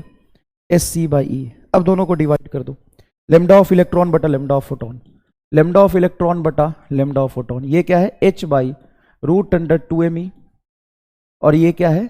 H S C by E. Photon के लिए क्या है? S C by E. H से एच कट जाएगा बेटा, और ये ई है, और ये रूट अंडर ई है, तो ये रूट ई से कटेगा। 1/2m को तो रहने दो, 1/2m को रहने दो। ये ई का पावर 1 है, ई का पावर हाफ है, ई का पावर 1 है और ई का पावर हाफ है। ये इससे काटोगे तो क्या आएगा? ई का पावर हाफ, एक मिनट मैं इसको ऐसे करता हूं, हाँ, ऊपर आ जाएगा ई का पावर हाफ, तो ऊपर आ जाएगा रूट ई बटा नीचे है रूट अंडर 2m, और ये सी एज इट इज नीचे रहेगा। इसको कॉमन रूट में भी लिख सकते हो, मतलब ई बाई 2m का power half into 1/c, E by 2m का पावर हाफ इंटू 1/c। देख, ई बटा 2m का पावर हाफ इंटू 1/c, देख आ गया। ठीक है, बोलो।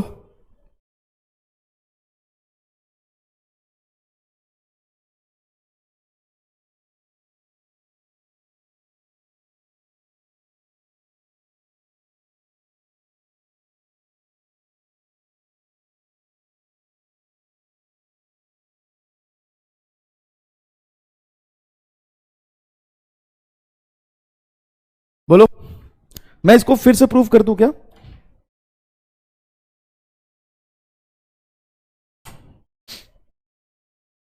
मैं इसको फिर से प्रूव कर दूं क्या?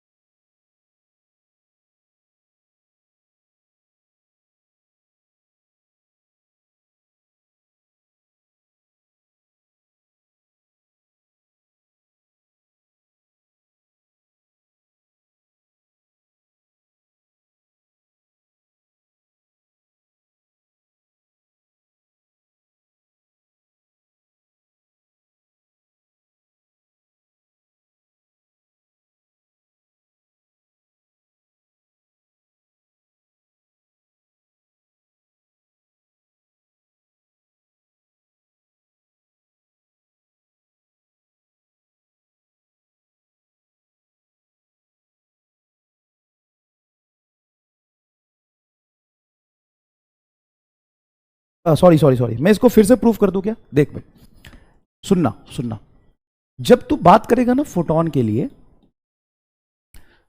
तो बेटा फोटोन एक मैटर पार्टिकल नहीं है, नॉट अ मैटर, हाँ या ना?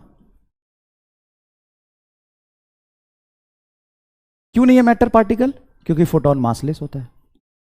रेस्ट मास इसका क्या है? सर रेस्ट मास जीरो है ना, वैसे तो मास होगा, हाँ वैसे मूविंग मास मोशन में आने की वजह से हो जाएगा, लेकिन ये जो डिब्रॉगली वेवलेंथ होता है ना, इसको मैटर वेव कहते हैं। और मैटर क्या होता है? Quantity of matter content in a body, quantity of matter content in a body. तो लेमडा इज इक्वल टू हो जाएगा आपका H by P, lambda is equal to क्या होगा आपका? H by P.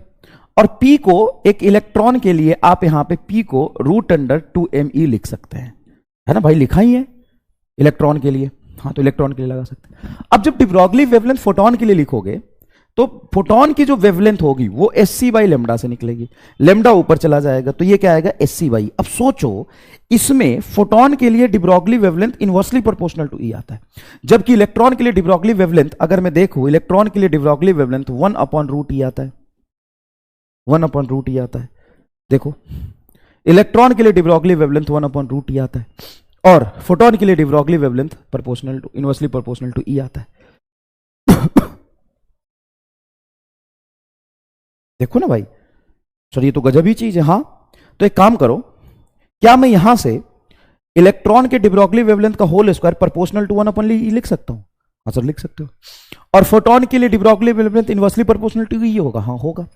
तो सर अगर मुझे सेम एनर्जी के लिए दोनों का वेवलेंथ कंपेयर करना पड़े, compare their, compare compare their de Broglie wavelength, de Broglie wavelength for same energy, wavelength for same energy,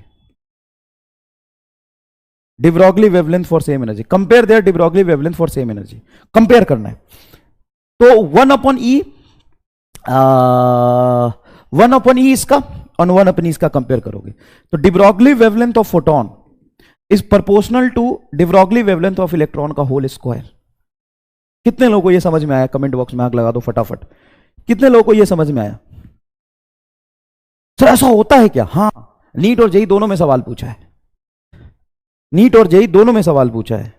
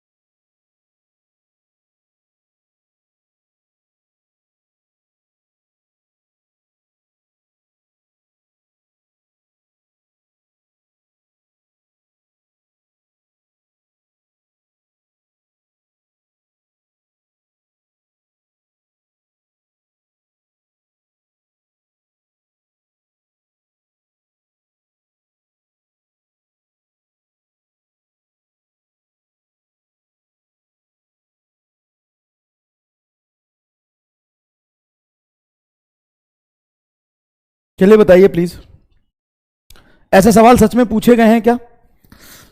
अरे यार चट, ऐसे सवाल सच में पूछे गए हैं क्या? हाँ देखो, देखो ये रहा NEET 2018, NEET 2018, sorry sorry sorry, ये देखो नीट 2018, ये देखो the wavelength lambda E of an electron and lambda phi for the photon, PHOTON, photon of the same energy E are related by, same energy E are related by, देखो wavelength of electron, तो electron के wavelength को आप लिख सकते हैं H/P, और यहां से HP को लिख सकते हैं √2mE।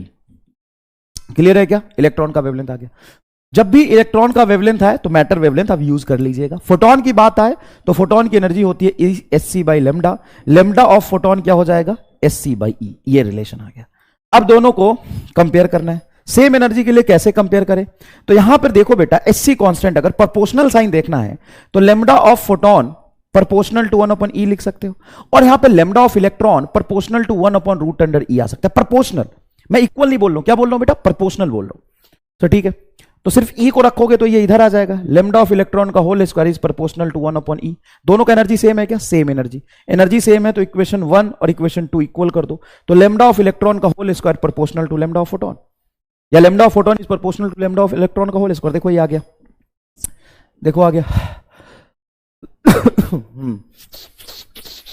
सर इसको इधर ले जाएंगे तो रूट हो जाएगा, हाँ, तो lambda of electron proportional to root of lambda photon, root of lambda electron, ये गलत है, 1 नीचे जाएगा नहीं, ये नीचे जाएगा नहीं, देखो थर्ड आंसर आ गया। क्लियर है क्या? काइनेटिक एनर्जी ही तो टोटल एनर्जी होगी इलेक्ट्रॉन की, इलेक्ट्रॉन में कोई पोटेंशियल एनर्जी थोड़ी ना है चाचा जी।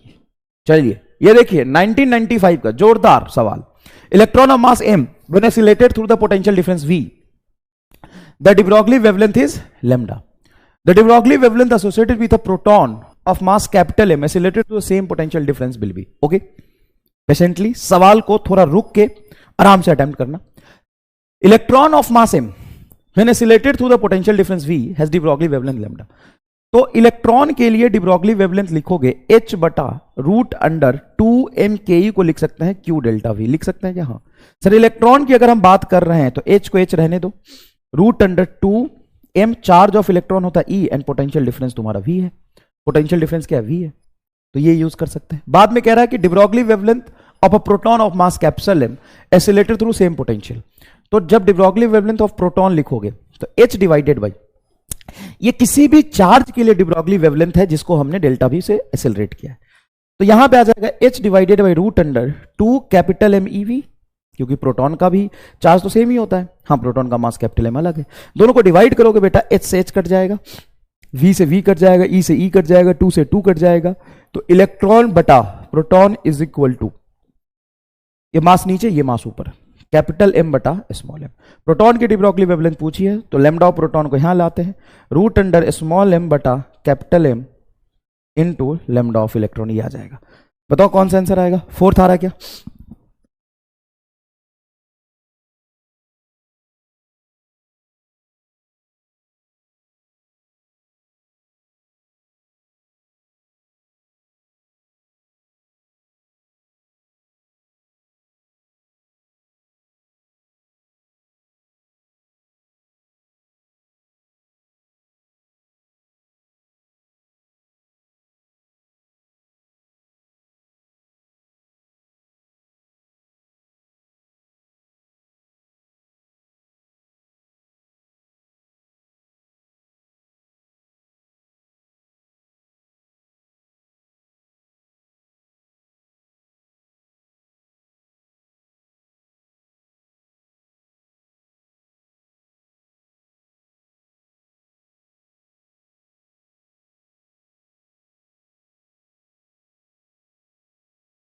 अच्छा सवाल है, करने की कोशिश करते हैं। जेईई मेन 2022 का सवाल है, ये देखिए जेईई मेन 2022 का सवाल है। अच्छा, पिछला सवाल इसलिए मैंने हटा दिया क्योंकि वो एटम के ट्रांजिशन पे था, वो होता है ना इलेक्ट्रॉन जब हायर ऑर्बिट से लोअर ऑर्बिट तक जाता है तो वहां से फोटोन निकलता है, तो उसके वेवलेंथ की बात थी, वो हम बाद में कर लेंगे, एटम पढ़ेंगे तब कर लेंगे। जेईई मेन 2022 का सवाल देखिए, electron of mass m, electron of mass m, initial velocity v is equal to v nought I cap, is moving in an electric field E बराबर minus E nought I cap, मतलब electric field तुम्हारा constant और पीछे की तरफ है, ये रहा इलेक्ट्रिक फील्ड। अब माइनस लगाने की जरूरत तो नहीं है ना बेटा, देखो पीछे की तरफ है तो हमने डायरेक्शन बता दी कि पीछे की तरफ ई नॉट, चलो माइनस आई नॉट ही लगा देता हूं, पीछे की तरफ डायरेक्शन हो गया, माइनस आई नॉट डायरेक्शन बता रहा है, वैल्यू ई नॉट है। Initial velocity V not I cap, मतलब इलेक्ट्रॉन को इधर फेंका है वी नॉट आई कैप से, at T is equal to 0, de Broglie wavelength is lambda naught, de Broglie wavelength lambda naught इतना, at T is equal to 0, de Broglie wavelength lambda is equal to होगा h by M V naught, सही बात है, mass of electron m, velocity V naught है, ये आ गया, ठीक है। Then its de Broglie wavelength after time t, तो t टाइम के बाद इसका डिब्रोगली वेवलेंथ क्या होगा, t टाइम के बाद डिब्रोगली वेवलेंथ क्या होगा। तो सबसे पहले ये देखो ध्यान से, सबसे पहले ये देखो ध्यान से कि अगर इलेक्ट्रिक फील्ड पीछे है तो इसमें फोर्स कहां लगेगा, इलेक्ट्रिक फील्ड अगर पीछे है तो इस पर फोर्स इलेक्ट्रिक फील्ड के अपोजिट आगे लगेगा, फोर्स आगे लगेगा तो इसका एक्सीलरेशन हो जाएगा small E capital E naught by mass M, तो वेलोसिटी हो जाएगा V not plus small E capital E by M, ये आ गया वेलोसिटी। तो de Broglie wavelength lambda is equal to आ जाएगा h बटा mass m into V not plus small E capital E by M. अब यहां से m को अंदर ले जाओगे तो ये आ जाएगा h बटा M V not plus m से m कट गया स्मॉल ई कैपिटल ई, ये आ रहा भाई, ये आ रहा भाई, ओके।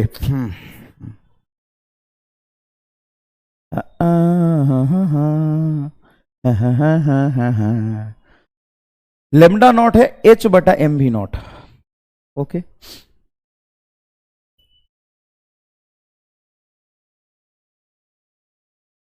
अच्छा ये आया तुम्हारा, इसमें से h वी नॉट को कॉमन निकाल लो, तो एम वी नॉट को कॉमन निकाल, हम मास को अंदर नहीं ले जाना, वी नॉट को कॉमन निकाल रहे हैं। अगर वी नॉट को कॉमन निकालेंगे तो आएगा 1 plus small E capital E M बटा वी नॉट, और h बटा एम वी नॉट को हम लेमडा नॉट लिख सकते हैं, तो लेमडा बराबर आ गया लेमडा नॉट बटा 1 plus small E capital E by M V naught, 1 plus small E capital E by M V naught. Fourth answer आ रहा, फोर्थ आंसर आ रहा। अच्छा एक बात बताऊं, सुनोगे, सुनोगे, एक बात बताऊं सुनोगे, इसको कहते हैं सामदाम दंड भेद। डायरेक्टली कर सकते हैं क्या एम आर स्टार एक सोच से, क्या हमको पता है कि इलेक्ट्रिक फील्ड पीछे, इस पर फोर्स आगे लगेगा इलेक्ट्रिक फील्ड के अपोजिट, और वेलोसिटी भी आगे है, तो इसकी स्पीड बढ़ेगी तो डिब्रोगली वेवलेंथ क्या होनी चाहिए, घटनी चाहिए। अब ये सेम रह गया मतलब गलत है, यहां पे बढ़ रहा है मतलब गलत है, टी के साथ बढ़ रहा है तो गलत है, लेमडा नॉट बाई समथिंग किसी चीज से डिवाइड करेंगे तो घटेगी, सही हो गया। लो बताओ, बताओ,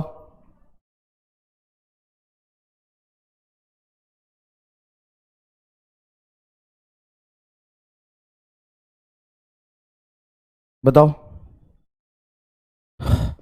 बताओ। अच्छा टी को गायब कर दिया क्या, टी कहां है भाई, एक्सेलरेशन वेलोसिटी होगा, अच्छा ये टी गायब हो गया, सॉरी भाई सॉरी, ये टी आएगा, ये टी आएगा, ये टी आएगा, तो ये टी आएगा, ला आएगा, आएगा टी आएगा, टी आएगा, टी आएगा, टी आएगा भाई, टी आएगा, टी कैसे गायब कर दूंगा।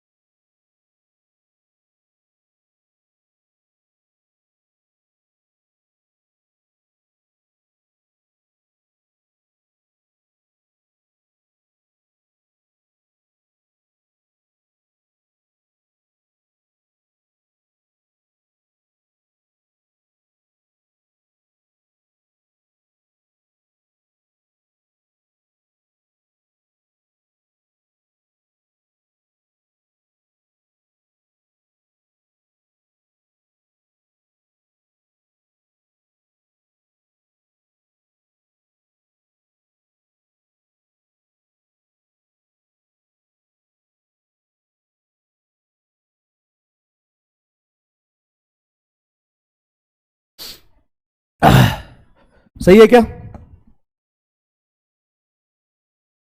सही है क्या भाई। चलो जेई मेन 2022 का एक सवाल है, वॉल्यूम ऑफ न्यूक्लियस, अरे वॉल्यूम ऑफ न्यूक्लियस बाद में आएगा रे,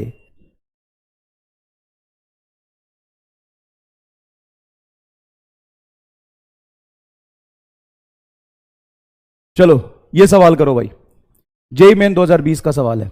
electron of mass small N, electron of mass small M, electron of mass small M and the magnitude of charge small e initially at rest get accelerated by a constant electric field E. The rate of charge of change of de Broglie wavelength, भाई साहब बहुत जोरदार सवाल, बहुत जोरदार सवाल, मजा आ जाएगा, मजा आ जाएगा। Electron of mass M, electron of mass M and magnitude of charge E, इसकी चार्ज क्या है, ई है। Initially at rest get accelerated by a constant electric field E, accelerated by a constant electric field E, rest में रखा है, मतलब उसकी initial velocity क्या है, 0 है।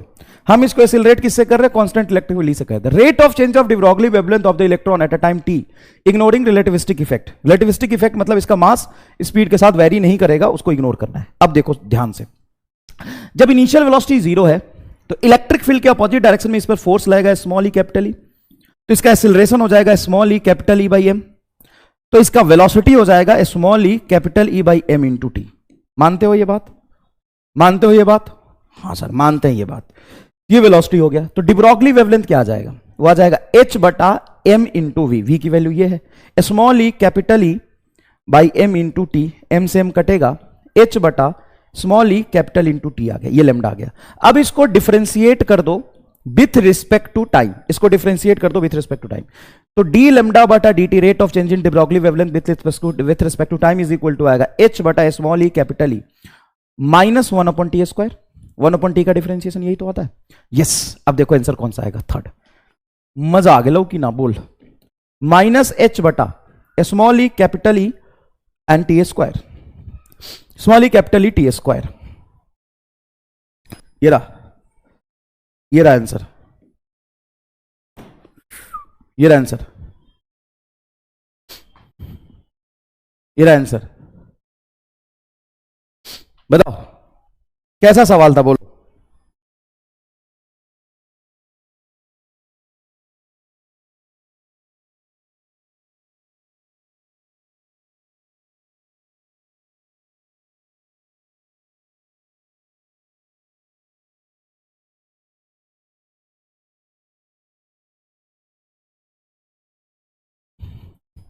कैसा सवाल था बोलो। नेक्स्ट देखो, जेईई मेन 2020 का सवाल, इस पे बहुत सारे सवाल ऐसे पूछ लेते हैं।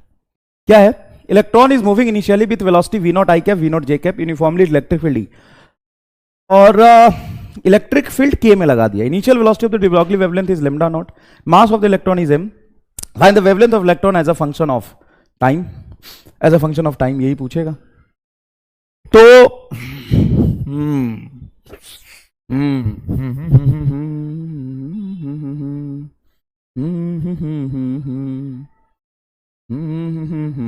Electron is moving initially with velocity v nought I cap v not J cap with uniform electric field E बराबर E नॉट के कैप। अरे तीसरी डायरेक्शन में initial wavelength of the electron is lambda naught and mass of the electron is m. Find the wavelength of the electron as a function of time.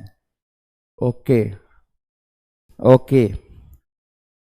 भाई देख, तीनों direction आ रहा है, obvious सी बात है ये दोनों ऑप्शन तो नहीं जमेगा। मैं तुम्हें बताता हूं, इनिशियल वेलोसिटी वेक्टर है v nought I cap plus v not J cap, v nought I cap plus v not J cap, तो इसका मैग्नीट्यूड ऑफ वेलोसिटी क्या हो जाएगा, 2√2 v नॉट। हाँ, magnitude of velocity 2√2 v naught आ जाएगा। तो lambda is equal to h by p.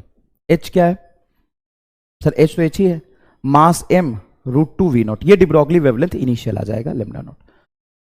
अब जब वो इस डायरेक्शन में जा रहा है तो उसकी वेलोसिटी किसी t टाइम पर x एक्सिस में तो चेंज होगी नहीं, क्योंकि x एक्सिस में इलेक्ट्रिक फील्ड है नहीं, तो उसमें कोई फोर्स लगेगा नहीं, v नॉट आई कैप रहेगा। y एक्सिस में इसकी velocity v not J cap रहेगी, और z एक्सिस में इसकी वेलोसिटी हो जाएगी स्मॉल ई कैपिटल ई m एक्सीलरेशन इनटू टाइम, ये आ जाएगा। ये इसकी वेलोसिटी हो जाएगी नेट, इसकी वेलोसिटी हो जाएगी नेट। अब इसका मैग्नीट्यूड निकालोगे बेटा, इसका मैग्नीट्यूड निकालोगे, मैग्नीट्यूड तो निकालोगे इसका, तो ये हो गया रूट अंडर वी नॉट का स्क्वायर, वी नॉट का स्क्वायर 2 वी नॉट का square plus small E capital E T by M का होल स्क्वायर। भाई X square plus Y square Z square, ये तो मैग्नीट्यूड होता है। तो फाइनल de Broglie वेवलेंथ लिख लो इसके टर्म्स में, h बटा mass m magnitude of velocity है, रूट अंडर 2v0 का square plus small E capital E T by M का होल स्क्वायर। ठीक है भाई, ओके। अब यहां से एक काम करो, √2v0 को कॉमन निकाल लो, ये वाला टर्म पूरा ही कॉमन निकाल लो, ये वाला पूरा टर्म कॉमन निकालोगे तो h बटा m पहले से था, और 2v0 को बाहर निकालोगे तो रूट से बाहर जाएगा तो √2v0 आ जाएगा, √2v0 आ जाएगा, ये बचेगा तुम्हारा 1 प्लस यहां वाला टर्म तुम देख लो, है ना, क्योंकि हम इसको लेमडा बोलने वाले हैं, तो मेरे हिसाब से ये वाला टर्म तुम्हारा पहला जवाब आएगा, पहला जवाब आएगा। देखो इसको एक बार करना भाई, यहां से देखो, यहां से ये मैग्नीट्यूड ऑफ वेलोसिटी 2v0 को बाहर निकालोगे ना, क्योंकि लेमडा नॉट को हमें क्या लिखना है, लेमडा नॉट को हमें लिखना है, आई कैप नहीं आएगा सॉरी, लेमडा नॉट को लिखना है हमें h divided by m √2v0, lambda not को लिखना है h divided by m √2v0, lambda not को लिखना है h divided by m √2v0। तो ये 2v0 को रूट से बाहर निकाल रहे हो, तो रूट से बाहर निकालो तो root under 2 and root under v0 का मतलब v0 बाहर जाएगा, ये वाला टर्म बाहर जाएगा, तो 1 प्लस इसको यहां पर डिवाइड कर दोगे, स्क्वायर है तो ये नीचे आ जाएगा 2, ये स्क्वायर, ये इसका स्क्वायर, इसका स्क्वायर, इसका स्क्वायर, और नीचे आ जाएगा सिर्फ तुम्हारा, पहले मैं पूरे में स्क्वायर लगा, ये स्क्वायर प्लस ये square capital A square T square बटा एम स्क्वायर इंटू 2v0 का स्क्वायर, तो 2v0 का स्क्वायर, यही तो मैच कर गया, फर्स्ट आ रहा, फर्स्ट आ रहा, समझ गए भाई, अच्छा सवाल था ना, अच्छा सवाल था। ये सवाल देखो जेई मेन 2020 का पूछा हुआ, यही मैंने कराया था जो नीट 2016 का था, ratio of de Broglie wavelength, ये मैंने करा दिया था। एक अच्छा सवाल कराता हूं, चल देख, एक अच्छा सवाल कराता हूं। अच्छा सवाल कैसे, देखना ध्यान से। A particle of mass m is at rest and explode into two masses, explode into two mass of ratio 2:3. Then find ratio of de Broglie wavelength, de Broglie wavelength of the two masses,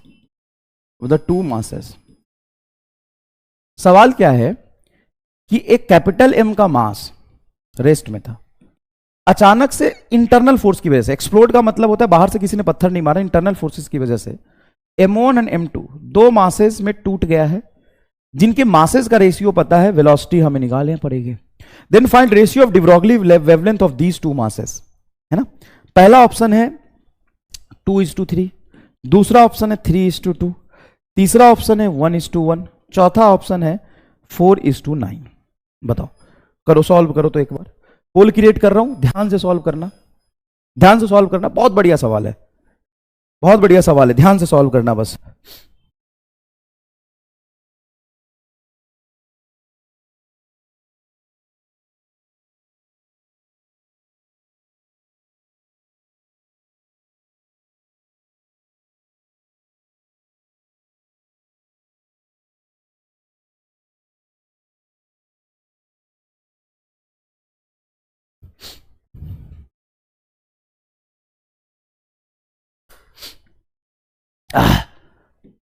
बताइए,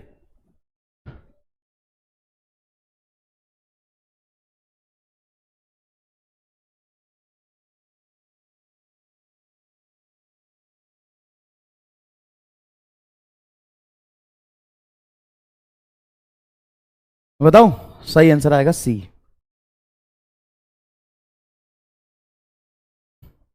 कैसे 59-60% लोगों ने ठीक सोचा है।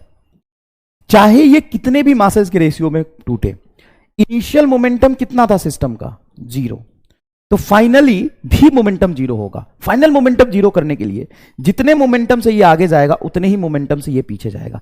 दोनों का magnitude of momentum same है। कंजर्वेशन ऑफ, देखो एक्सटर्नल फोर्स 0 है, एक्सटर्नल फोर्स 0 है तो इनिशियल मोमेंटम बराबर final momentum. Initial momentum system का जब ये रेस्ट में था तो क्या था, 0 था। दो हिस्से में टूटा तो फाइनल मोमेंटम हो जाएगा P1 प्लस P2। भाई इसका मोमेंटम मान ले P1 है, इसका मान ले P2 है। लेट एज्यूम कर ले भाई, मेरे यहां से मोमेंटम एज्यूम कर ले, लेट लेट मान लिया कि इसका मोमेंटम पहले था मोमेंटम p, बाद में इसका p1 p2 होगा, रेस्ट में था तो मोमेंटम क्या हो गया जीरो, एक्सटर्नल फोर्स तो कहीं से लगाया नहीं तो मोमेंटम कंजर्व होगा, तो जीरो बराबर p1 प्लस p2, तो p1 वेक्टर बराबर माइनस p2 वेक्टर, माइनस तो डायरेक्शन बता रहा, माइनस तो डायरेक्शन बता रहा, तो क्या तुम कह सकते हो p1 वेक्टर का मैग्नीट्यूड बराबर p2 वेक्टर का मैग्नीट्यूड, हाँ तो भाई de Broglie वेवलेंथ तो सेम ही आ गया। कैसा सवाल था सोच के बताओ, मजेदार सवाल था कि नहीं था। Proton and alpha particle accelerated through same potential, then ratio of de Broglie wavelength, देखो lambda is equal to h by root under 2m q delta v का रिलेशन यूज करो, सेम पोटेंशियल के टर्म्स में तो यही relation आता है। एक काम करता हूं, पहले ये देख लो, if the velocity of the electron is double then its de Broglie frequency will be. तो कई बार बच्चे ये कहते हैं कि सर फ्रीक्वेंसी तो वेवलेंथ पे डिपेंड नहीं करती, फ्रीक्वेंसी तो सोर्स पे डिपेंड करती है, वो वेव के लिए, टिपिकल वेव के लिए, ये मैटर वेव के लिए नहीं। लेमडा इज इक्वल टू होता है h बाई p, तो डिब्रॉग मतलब lambda is inversely proportional to momentum आएगा, तो यहां से तुम कह सकते हो कि lambda is equal to speed of wave बटा f, v बराबर लेमडा f होता है ना, v बराबर होता है लेमडा f, तो लेमडा को लिख सकते हैं v by f, v by f is equal to h by p। Velocity of the electron is doubled, तो de Broglie फ्रीक्वेंसी,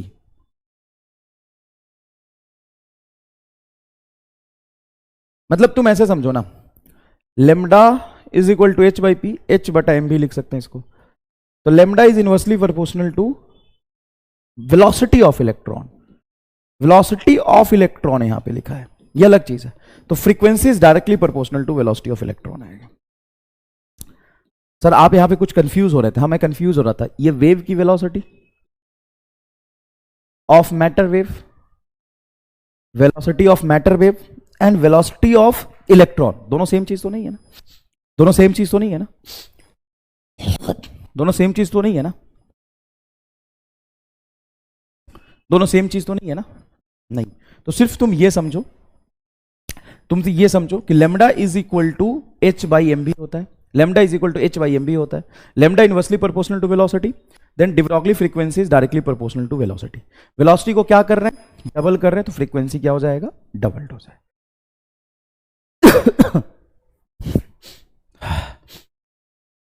क्लियर है क्या?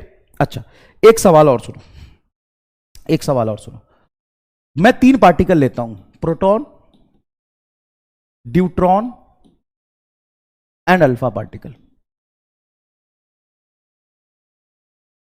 अल्फा पार्टिकल, प्रोटॉन का मास है m, चार्ज होता ही है, ड्यूट्रॉन का मास होता है डबल लेकिन चार्ज उतना ही रहता है, अल्फा पार्टिकल का इसके कंपेयर में चार्ज मास हो गया 4 गुना और चार्ज होता है डबल। क्या ये चीज मैं आपको इलेक्ट्रोस्टैट में भी सिखा चुका हूं? तो प्रोटॉन, ड्यूट्रॉन और अल्फा पार्टिकल, प्रोटॉन है मास m चार्ज ही, तो ड्यूट्रॉन होगा मास 2m चार्ज ही, एंड अल्फा पार्टिकल होगा मास 4m और चार्ज 2e, ठीक है।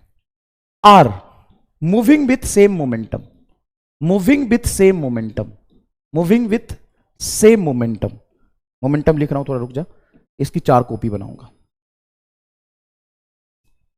Moving with same momentum, same momentum, momentum, then find ratio of their de Broglie wavelength, then find ratio of their de Broglie wavelength, ratio of their de Broglie wavelength, de Broglie wavelength, then find ratio of their de Broglie wavelength।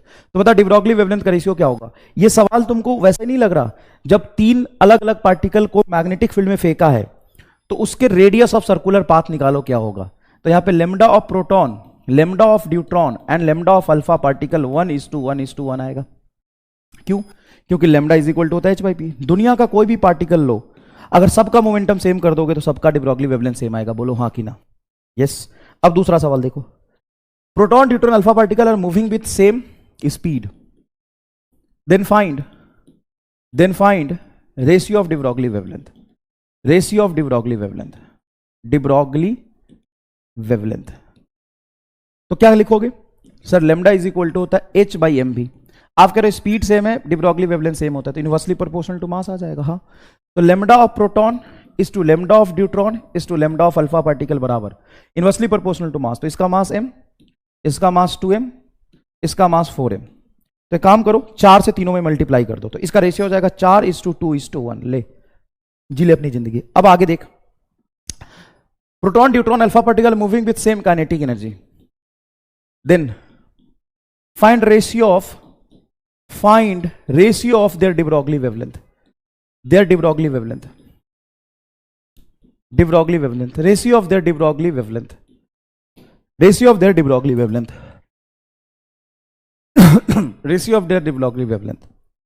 तो इनके de Broglie wavelength का ratio क्या होगा बताइए, de Broglie wavelength का ratio क्या होगा बताइए। तो de Broglie wavelength का रेशियो होगा बेटा lambda is equal to H by p, अब h तो h ही रहेगा, p को आप लिख सकते हैं √2m के ही, मतलब कुछ नहीं है, यहां पे काइनेटिक एनर्जी सेम है तो इनवर्सली प्रोपोर्शनल √m आ जाएगा जस्ट। पिछले बार में क्या था, पिछले बार था lambda is inversely proportional to mass, यहां पे है lambda is inversely proportional to root of mass. तो प्रोटॉन, ड्यूट्रॉन और अल्फा पार्टिकल के de Broglie वेवलेंथ का रेशियो लिखोगे तो √2m and √4m, inversely proportional to mass, तो यही लिखोगे। हाँ सर बात तो सही कह रहे हो आप, एक काम कर 2√2 से मल्टीप्लाई कर दो, यहां पे 2√2 लिखेगा, √m कैंसिल हुआ, 2√2 लिखेगा तो 2√2, इस √2 नीचे, √2 कट जाएगा तो ऊपर बचेगा 2 बस, यहां पे 2√2 लिखेगा, ये तुम्हारा 4 है तो 4 का रूट से बाहर जाएगा 2 तो √2 आ जाएगा बस। मजा नहीं आया यार छोर, तो एक काम कर, पहले ये 1 आ गया, √m से √m काट दे, 1 आ गया, इस टू 1/√2 आ गया, इस टू तेरा 2 आ गया, ये आ गया आंसर, छोड़, ये आ गया आंसर तेरा। देखना ये सही तो आंसर है, 2 से सब में मल्टीप्लाई करते चल, तो 2 ऊपर में 2 है, नीचे √2 है तो √2 बनेगा, और 2 से मल्टीप्लाई करेगा तो ये 1 बनेगा। ये दोनों चीजें सेम है, ये दोनों चीजें एकदम सेम है, इतना गणित तो जानते होगे भाई मेरे। अब आगे देख, proton deuteron alpha particle are moving with same यहां are accelerated with same potential difference,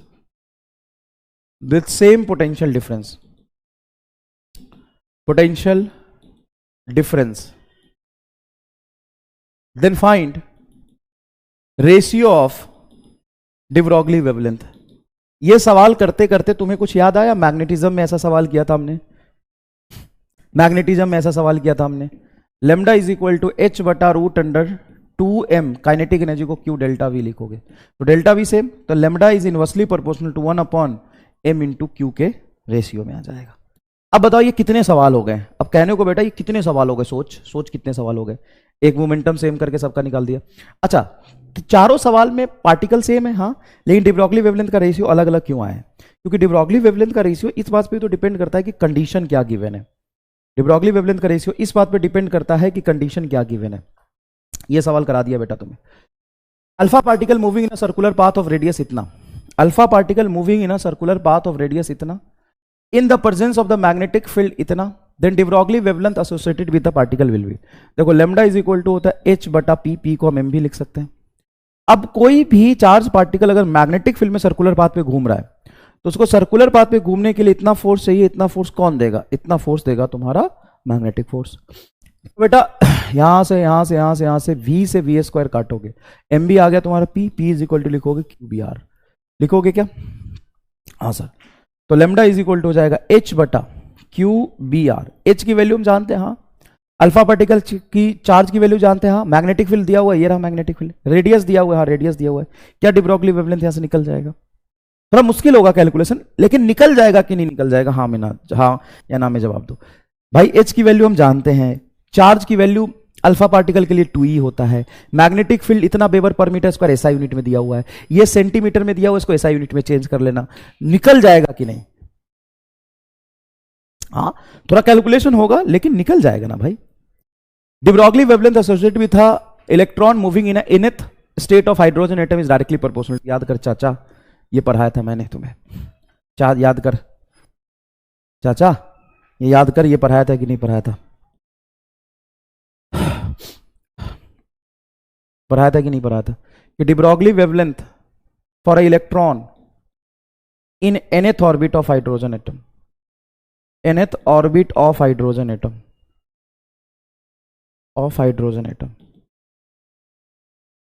nth orbit of hydrogen atom, तो लैम्डा इज इक्वल टू हो जाएगा h बटा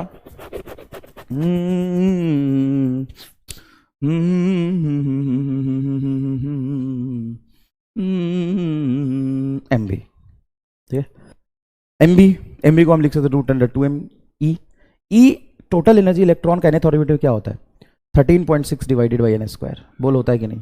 हाँ होता है। तो root under n square, root से बाहर जाएगा तो 1/n, एन ऊपर चला जाएगा, इनटू एन आ जाएगा। एक और हाइपोथेसिस डी ब्रॉगली ने दिया था कि there will B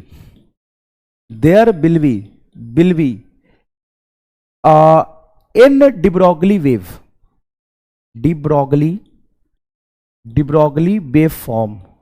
form will be, there will be, अच्छा 2 बार विल बी क्यों आएगा रे?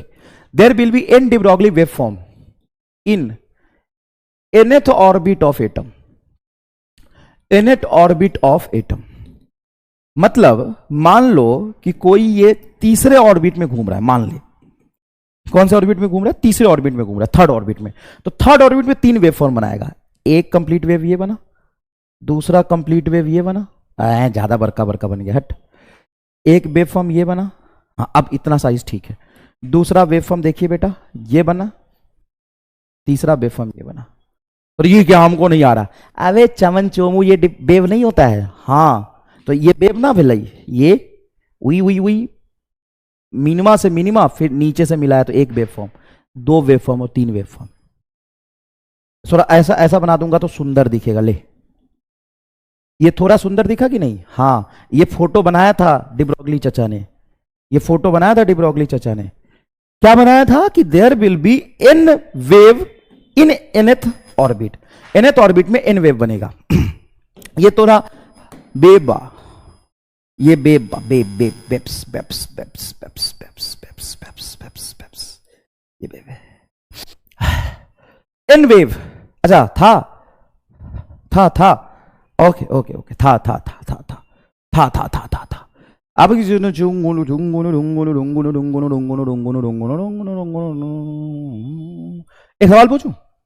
सवाल पूछूं। If de Broglie wavelength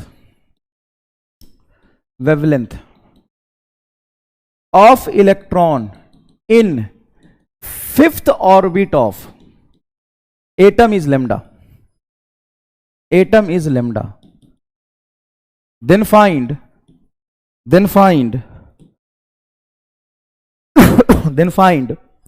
if de Broglie wavelength of electron in 5th orbit of atom is lambda, then find radius of 5th orbit. तेरे से हो ही नहीं पाएगा ये, तेरे से हो ही नहीं पाएगा ये। तो क्या सवाल है जो नहीं होगा? तेरे से हो ही नहीं पाएगा, तू इतना सोच ही नहीं सकता, गधा है तू। 5th ऑर्बिट का डी ब्रॉगली वेवलेंथ लैम्डा है, तो 5th ऑर्बिट का रेडियस कितना होगा? एक बात बता, मान ले कि 5th ऑर्बिट का रेडियस r है, तो टोटल सरकमफ्रेंस का लेंथ क्या हो जाएगा? Sir 2πr। अच्छा इसमें कितने वेव बने? 5, 1 2 3 4 5 वेव बने।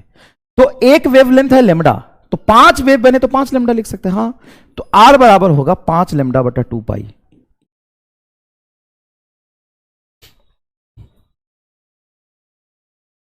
पांच लेमडा बटा 2π, ये आंसर आएगा 5 लेमडा बटा 2π। सोच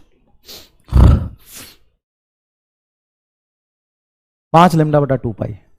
A proton is accelerated through 225 volt, it's D Broglie wavelength.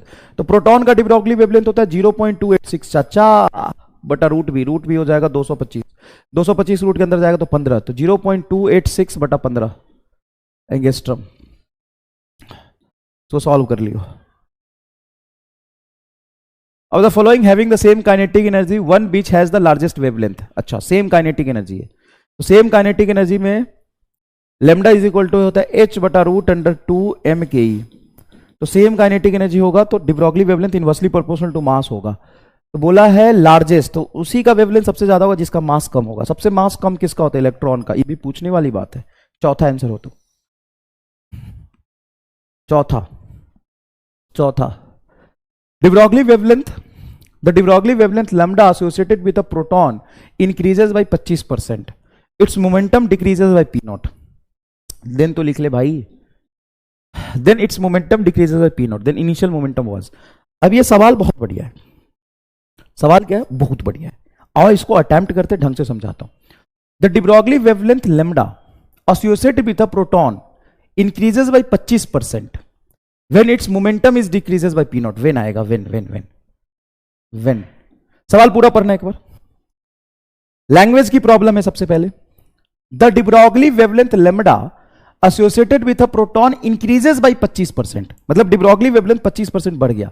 when its momentum is decreases by p naught, मतलब momentum delta p decreases by P not, मतलब इनिशियल मोमेंटम माइनस फाइनल, या फिर delta P को हम लिखते हैं final minus momentum.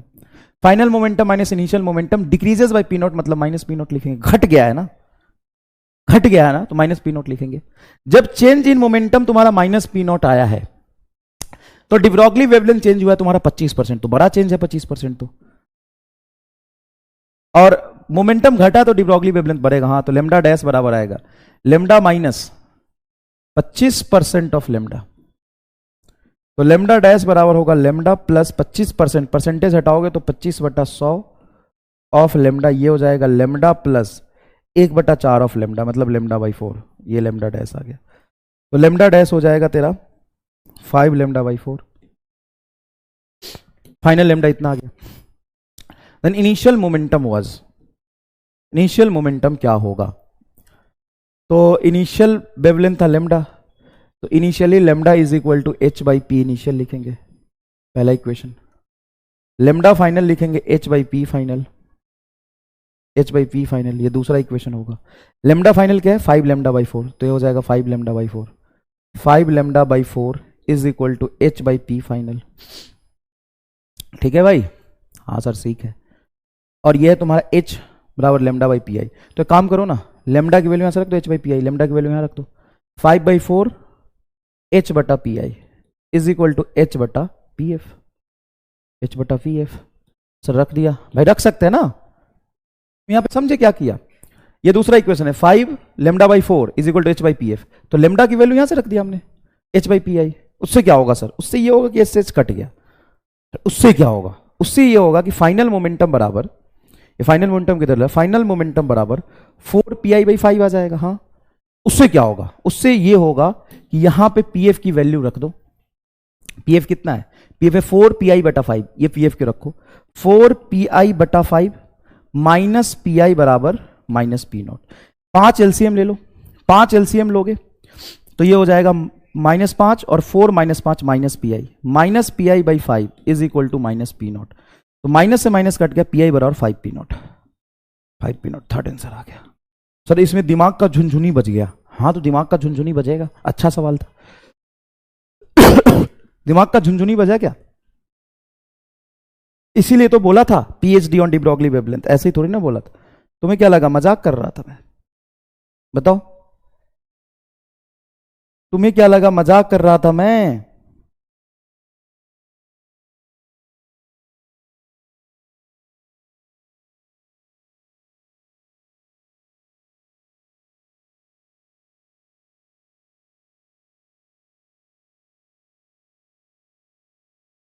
तुम्हें क्या लगा मजाक कर रहा था मैं।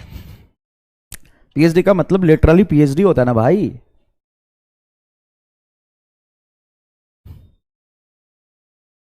दिमाग का झुनझुनी बजा कि नहीं, तुम्हें पता नहीं चला तू 50 पेज पढ़ चुका है, तो चला तू 50 पेज पढ़ चुका है। और सुन, अब तुम्हें जहां से मर्जी है जाके सवाल कर ले, नया सवाल एक नहीं मिलेगा। What I am saying, what I am saying, जहां से मर्जी है तू सवाल कर ले, तुम्हें एक नया सवाल नहीं मिलेगा। चल कॉम्पटन इफेक्ट कल पढ़ा दूंगा, कॉम्पटन इफेक्ट में कुछ नहीं होता, नया मैं पढ़ा दूंगा, कोई दिक्कत नहीं। ठीक है, तो पीएचडी का मतलब पीएचडी होता है ना भाई। नया सवाल तुमको कहीं नहीं मिलेगा, जाके कर ले। सर हम उस किताब से कर ले, तो उस किताब तो छोड़, उस किताब का डैश किताब का दैट किताब का डैश किताब, डैश का डैश मॉड्यूल, मॉड्यूल का डैश, फिर डैश के डैश का किताब, जहां से तुमको किताब करना उठा के कर ले, नया सवाल नहीं मिलेगा। समझ गया, तो डैश के डैश का टेस्ट सीरीज वहां भी नहीं मिलेगा। बहुत सवाल कर लिया। हाँ, 2-4 सवाल में तुमको दिक्कत आई होगी, तो दिक्कत आना नेचुरल है भाई, कोई बात नहीं, दोबारा देख लेना।